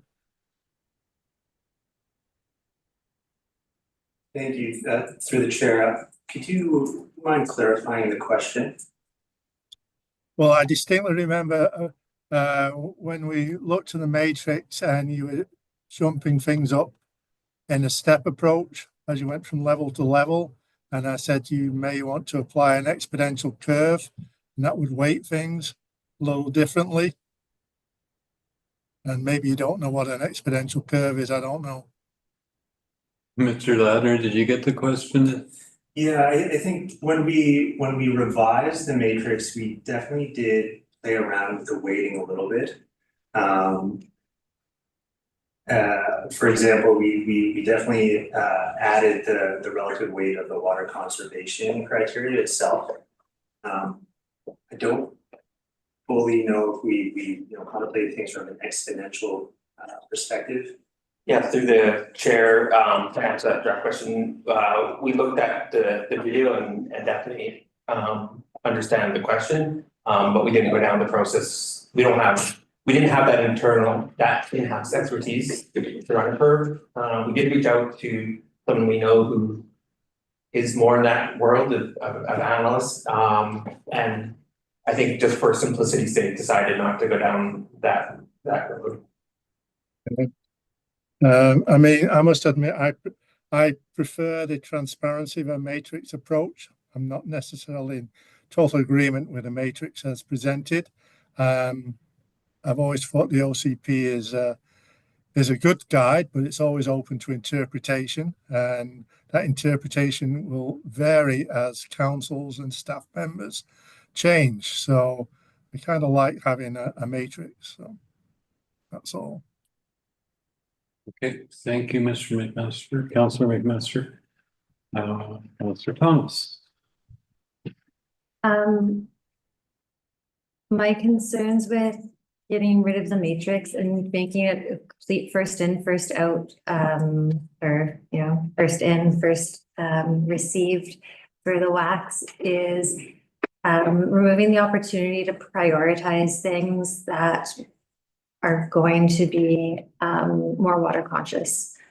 I'm just thinking as the limits to growth, an opportunity for us to have a little bit more control about not just how much is being built, but what is being built. If this is the space where we're able to say, yes, the things that are affordable are going to be weighted higher, this, can we really push people to build rain catchment or gray water or things? I know we can't change building code, but if this is a chance to say, hey, we need people to think differently about how they're creating spaces, is this a space where we can do that, or is that better tackled outside of this completely?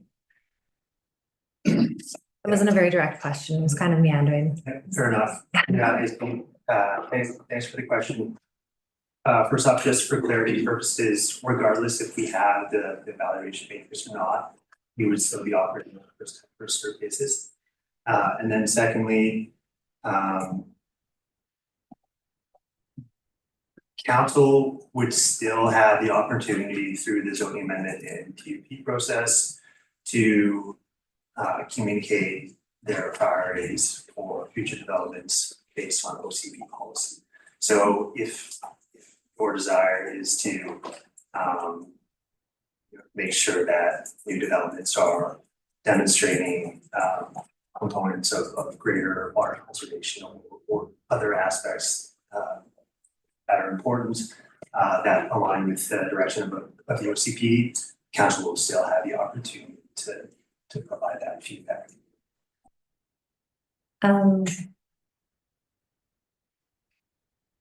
No, sorry, I haven't formulated the question. Okay. Yeah, we're still turning. Sorry, yeah, thank you. I appreciate Put that. your hand up again. Yeah. Tap me on the shoulder or something. Marilyn. I have a question about, just walk me through this, in real terms. If there's no evaluation matrix, which I would prefer, if there is, if council does, prefer evaluation matrix, then I'd have more to say, but, we're just gonna pretend that there is no evaluation matrix.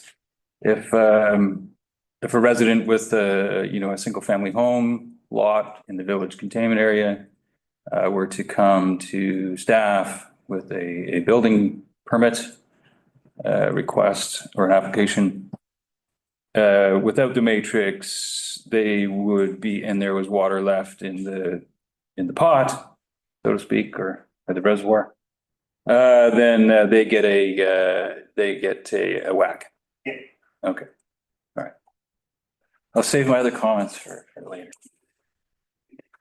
Councillor Sloman, any questions? I don't have any questions now. Okay, yeah, I like the idea of the matrix as well, but I see the point of that. Okay, I guess we'll move to the recommendation. Then, if there's no other comments. I have comments. Or you can. I support the recommendation. I like the idea of removing the matrix. I feel like the matrix could lead development in our community, whereas I feel like it's better left without a matrix and development can be led by the OCP. And I think we don't need you to to be at the presentation podium anymore. So I'll let you have your seat again.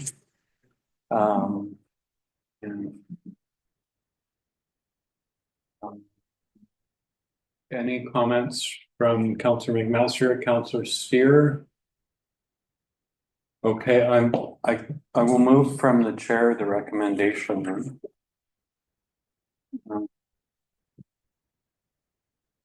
There's two actually. I'll move that the draft limits to growth policy be received for information and discussion.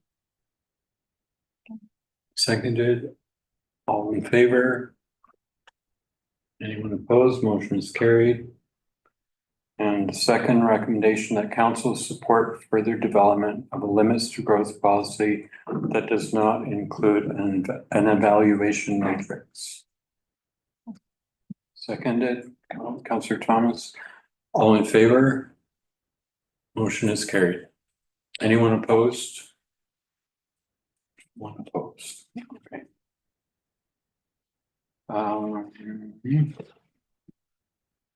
Move on to item 8.3.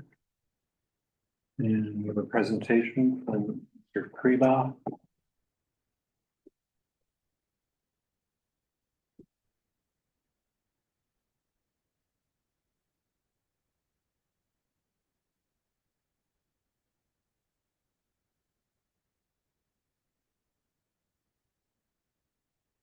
Thank you, everyone, and Mayor Council. I'll try and make this brief, but cover all my points. Pleased to present you asset management plan for vehicles and equipment in a draft. So background on this, asset management program has been a long time district goal. This plan represents the first deliverable from the presentation last month already. The main point of the plan is to provide these long-term forecasted life cycle costs for each asset category. And this template, if not approved, but if we like it, would be the template for future aid. So this evening, hoping to just discuss the general process on how the plan is developed, and just briefly touch on the different key points of the plan, which is sustainability, demand, risk, and the improvement plan. So the general process for the plan was to develop a plan based on the service that it provides. So the group of assets that provide a service. And for this plan, vehicles and equipment provide obviously personal transportation and equipment for repairs. The planning period, so each plan is going to have a individual planning period for the overall plan, and it'll get broken down on the most critical assets renewal schedule. So making sure that you capture that in the plan. Sorry. From there, once we have the asset group identified and the planning period, we then take available data that we have and put it into software. So we use two different software types. We use our asset register, which holds all the data for historical costs. And then we put it through NAMS Plus, which gives us kind of a standard template to compare all the different plans together.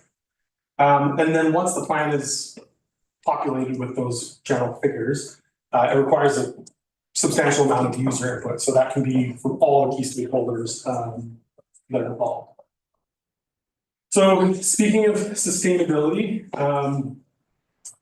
the sustainability part looks at what our current plan budgets are and then what the forecasted costs for the planning period are. And it'll give us an indicator of if we're in this, if we're overfunding or underfunding that asset. It breaks it down into forecasted lifecycle costs. So these are going to be acquisition, operations, maintenance, renewal, and disposal. And there's a little bit of education there on what those different lifecycle costs mean, because I think when we talk about it, sometimes we'll talk about a disposal, but during renewal, because you're retiring something, but you're usually replacing it. So knowing exactly what those entail in the plan is very important. It's also going to look at the budget trends. One key thing to keep in mind on asset management plans is that the budget trends and the forecasted life cycle costs are all based on current dollars. So when we talk about long-term projections for what things are going to cost, we need to incorporate that into a different process, which would be the long-term financial plan. But just when we're reviewing these numbers, keep in mind that that's all 2024 dollar figures. And then project proposals. So there's another key part of all of this is that once we do those education pieces on what are acquisitions, what are operational costs, what are renewals, we need to start proactively working on building that into projections. So something happened to my formatting, but that's okay. So this, as I said, every asset management plan is going to have a different planning period based on how long that critical asset is expected to last. But the sustainability kind of report, this 10-year plan summary, is going to be identical. And so that when we build a long-term financial plan, we're comparing that same timeline. So for fleet, like vehicles and equipment, the plan build out is 20 years. But for roads and sidewalks, that might be 50 years or 70 years, or for water infrastructure, that might be 100 years. But this will be the same kind of similar structure. So in this 10-year plan summary, I just want to touch base on just a couple percentages. So the total forecast lifecycle cost, which includes acquisitions, operations, maintenance, renewals, is roughly $6 million. And then it breaks down the average annual. And then it talks about our current plan budget allocation, and a shortfall, which is just on the bottom, which is $127,000 annually. So in this breakdown, it's going to give you the full cost. 9% of this equates to acquisitions, 29% of it is operations, 21% is maintenance and repairs, and the bulk of this is 44%, which is renewals. The majority of this cost is renewing existing assets.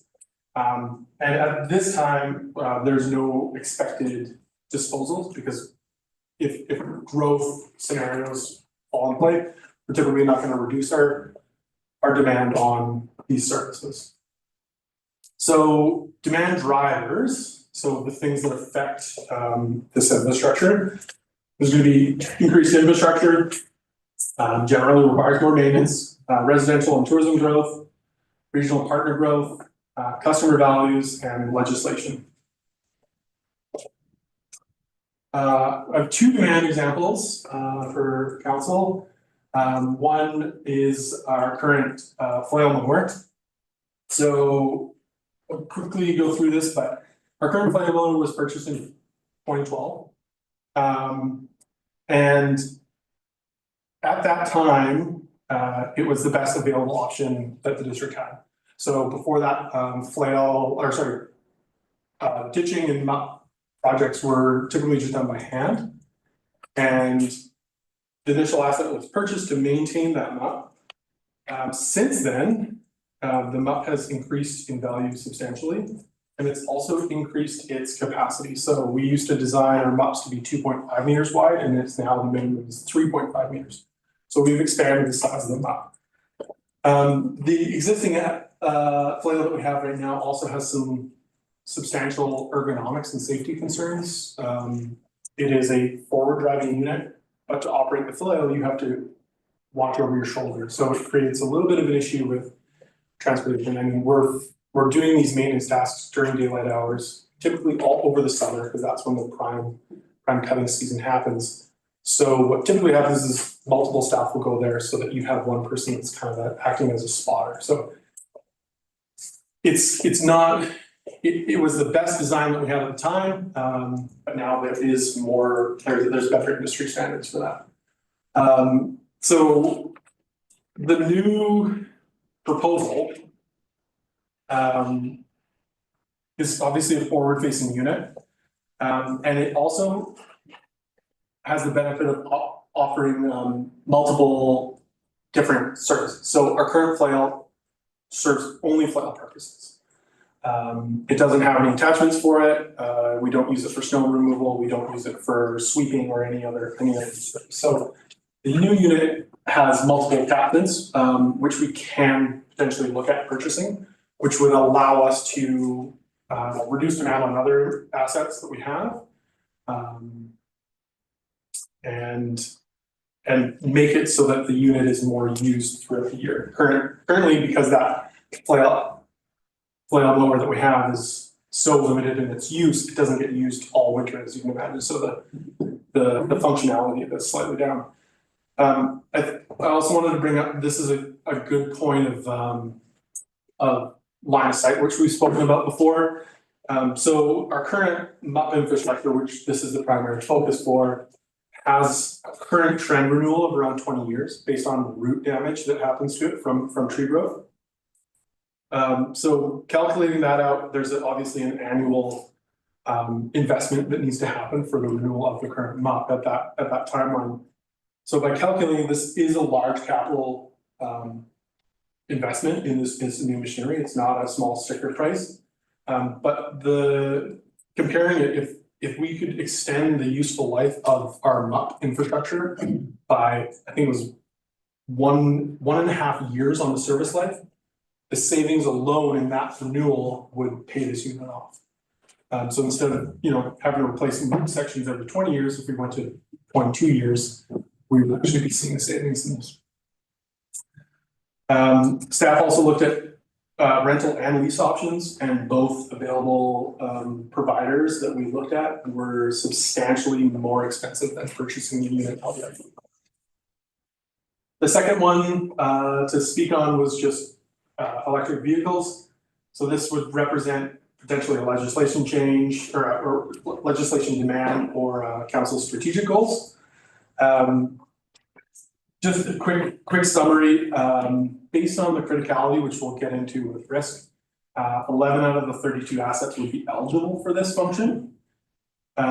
Those 11 out of the 32 assets make up 14% of that renewal cost. And then when we look at that, we would have to factor in what are the associated costs with implementing that program. So infrastructure needs, how many chargers we would need, the locations of them, and the capital to install those services.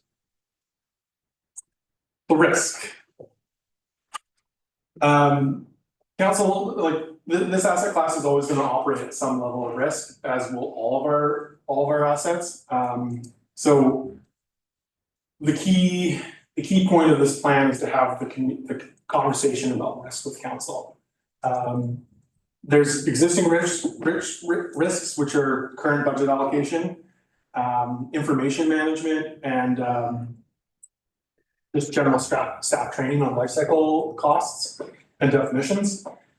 Future risks for this asset class would be overfunding and also staff capacity. So criticality is what we start to allocate at the asset level. So when we look at all of our vehicles and equipment, each one they all play an important role, but each one will have a different importance when it comes to funding. So if we do have budget constraints, we are going to have to make some choices on what gets renewed and what has to be put off. So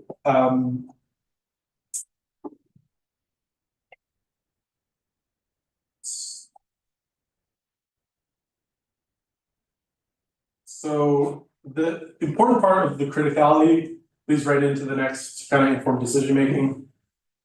If we give that unique scale for this class and all of our other classes, it starts to give that informed decision making for council, so that we're looking at everything in the same light.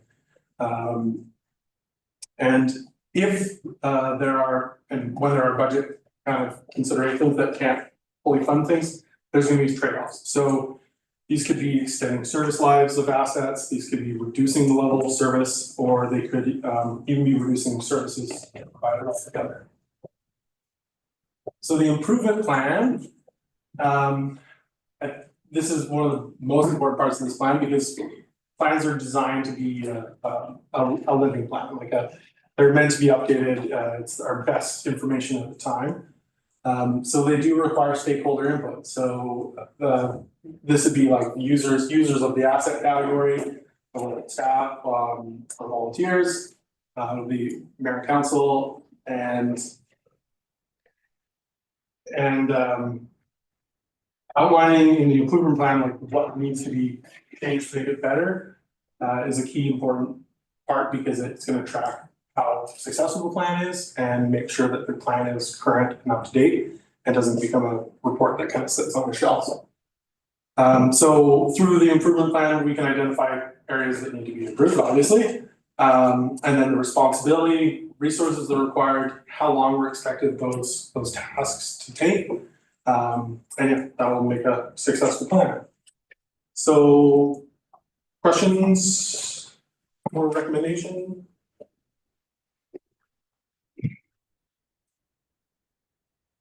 I don't see any hands up. I don't see the Zoom participants. Okay, Mayor Law.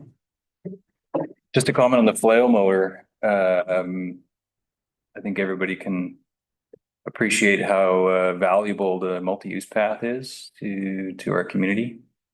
And it does make sense to invest in keeping it up. And if we can, so I'm just gonna say that if that investment, gets rid of those growing alders and roots and extends the life span of those multi-use path sections, I think it's a good investment. That's my comment. Councillor Steer. Yeah, thank you, and through the chair. Yeah, well, thank you so much for the presentation, because it helps for council to understand the complexities of asset management and all the trade-offs that are there. And what it brought to mind is the conversations we've been having earlier about the tax obligations that we require from our community. And that really comes down to a lot of the questions around those levels of service. And because there's just no way that we can sustain, in my opinion, there's no way we can sustain, as Councillor Anderson alluded to, it is an increasing demand on a limited tax pool to be able to fund these. And so when we have these conversations, one of the first things we have to do is then have a conversation around what level of service.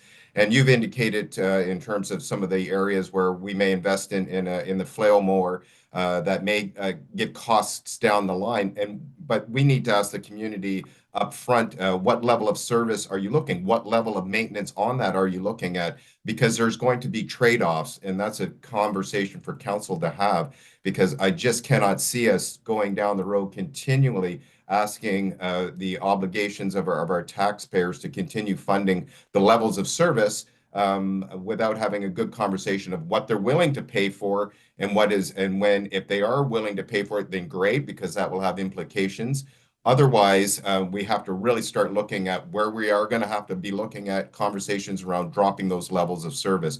And I know it digresses from this particular one on asset management, specifically around vehicle, but it ties into almost every conversation we're going to have. And this was a great example of that by just the example of that flare mower as one piece of a very large puzzle. So thank you for that. And I don't have any comment in general. Or any question in general, but I just want to counsel and you know, and if there is anybody from the public listening, that these are the kinds of conversations we are going to have as a council, because I really just don't see it being sustainable into the future. Okay. Thank you. Mayor Long, you had another comment or question? Was anybody else?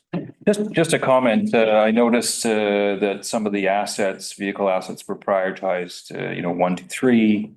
Etc. And I assume, and I looked just at, you know, say that Tundra, the number 3 Tundra, does not use the lot. It's not a critical asset, but it's fairly new, right?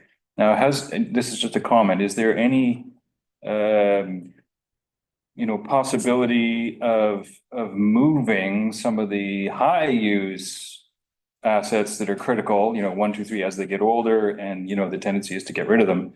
You know, sell them, to move those into the non-critical portions and then move those critical ones out, so that it may only extend the time.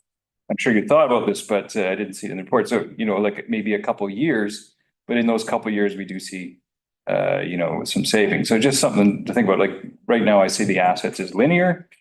You know, this is the date they're bought. This is when we sell them. But is there another aspect that maybe we could be able to see a little bit of savings by rotating them, you know, through and then out? That was just a question. Yeah, thank you for the question. If it's possible to just throw that PowerPoint back up for a moment, because I do have a few slides to touch on that subject. So through the chair, that is definitely an important thing. So again, the asset management plan is designed as a guide. So annual budgets and annual requirements, when we look at what can actually be achieved, is going to be reviewed. Right? So we're not just blindly replacing assets based on their age. So obviously critical assets, which it's a 1 through 5 scale rating.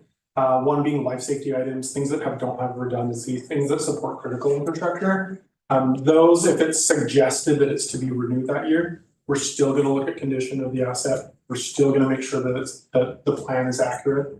And if it's not, we'll make those changes.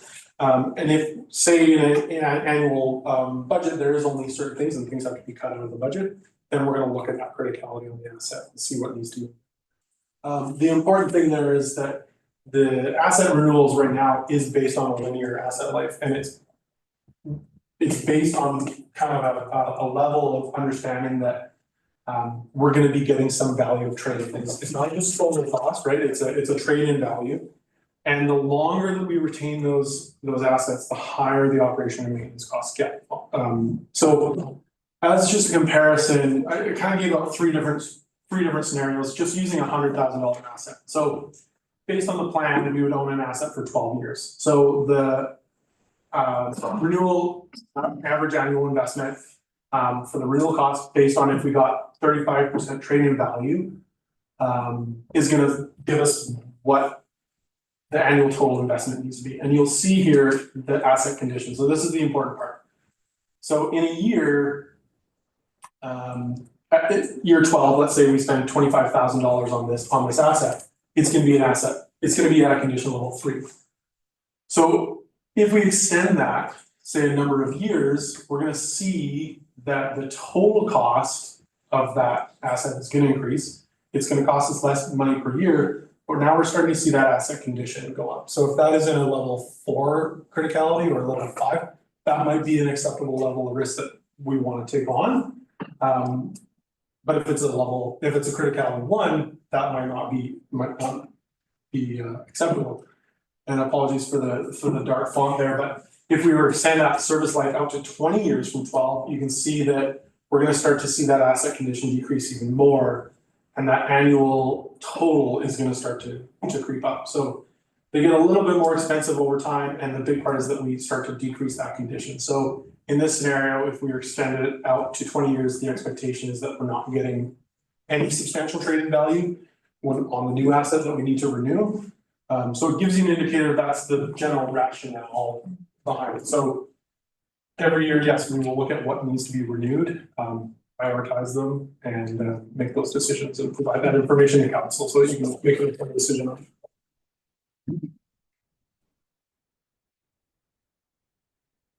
Any other questions? Okay. Oh, sorry, no, I Councillor can't. One, Thomas. through the chair. So was 12 years the basis for all assets or just assets over 100,000? Because I see 8 years for a lot of things on the list. Yeah. Thank you for the question through the chair. So there's a minimum requirement for certain assets. This plan was developed for a 20-year planning period based on our first fire truck, which is a legislative requirement that needs to be replaced every 20 years. For the light passenger and light duty vehicles, these are assets that don't require substantial amounts of additional assets to go with them. So in terms of tools and machinery that get loaded or attached to it. So we want to make sure that we retain that trading value. When we get into the 12-year and the 15-year, these assets typically require specialized equipment that are attached to them. So 8 years we would have to keep them longer because of the initial cap that goes into purchasing those. So that renewal schedule is a best guess based on some math and thought process. And that is one of the parts of an asset management plan that may be updated. We may change those numbers to reflect what our assets are condition-wise after that 8 year. If our assets are always in good condition after 8 years, we might extend that to a longer period or reduce it based on what's in that. And then a very specific question about the $250,000 flail mower. You said it has a number of attachments. Is it coming with specific attachments? Are there ones that we are eyeing for the future, and what are the associated costs? Thank you for the question through the chair. So the current unit right now comes with a flail attachment, primary focus. This is a new piece of machinery. Staff wanted to make sure that if we were to purchase this machinery, that we weren't buying multiple attachments right at the get-go, just due to servicing of the machinery, reliability of the machinery. We've looked at the warranty and all the items, but we want to make sure that this unit operates functionally before we invest extra money in those attachments. The extra attachments would be basically a replacement for other vehicle assets that we have that are slightly underperforming. We have a unit that provides basically a sweeping and a plow. It's a side-by-side unit, which has a hydraulic driven motor for it, and it's fairly constantly causing issues and has severe downtime. So by purchasing an additional equipment part for this flail unit, we'd actually be then able to actually dispose of that asset because we would no longer need to run it, which means we'd be reducing the operational and maintenance costs of that asset as well.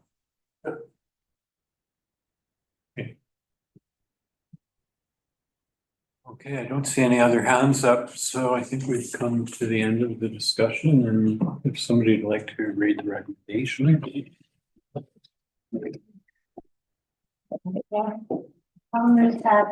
The vehicle and equipment asset management plan attached is appendix 1 to the staff report titled Vehicle and Equipment Asset Management Plan dated November 18th, 2024. You received for information and discussion. Is there a second? Councillor Sloman. Any discussion or recommendation? Seeing none, all in favor? Motion is carried.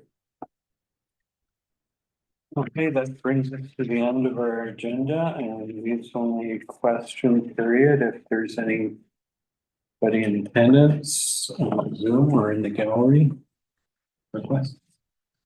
Thank you, Chair Anderson. I will now make an open call for questions to members of the public present in the gallery and those participating online. For those in the gallery who wish to speak, please raise your hand. If there is anyone attending online via Zoom that would like to ask a question, you can do so now using the Q&A function. Before asking a question, you will need to state your name, your address, and the agenda item you are speaking to. I will now do a call calling once, calling twice, calling 3 times. No one signed up for questions. Okay, I will then go to adjournment and I'll move from the chair that we are adjourned. There's no opposition, we are adjourned. Seeing none, we're adjourned. Thank you.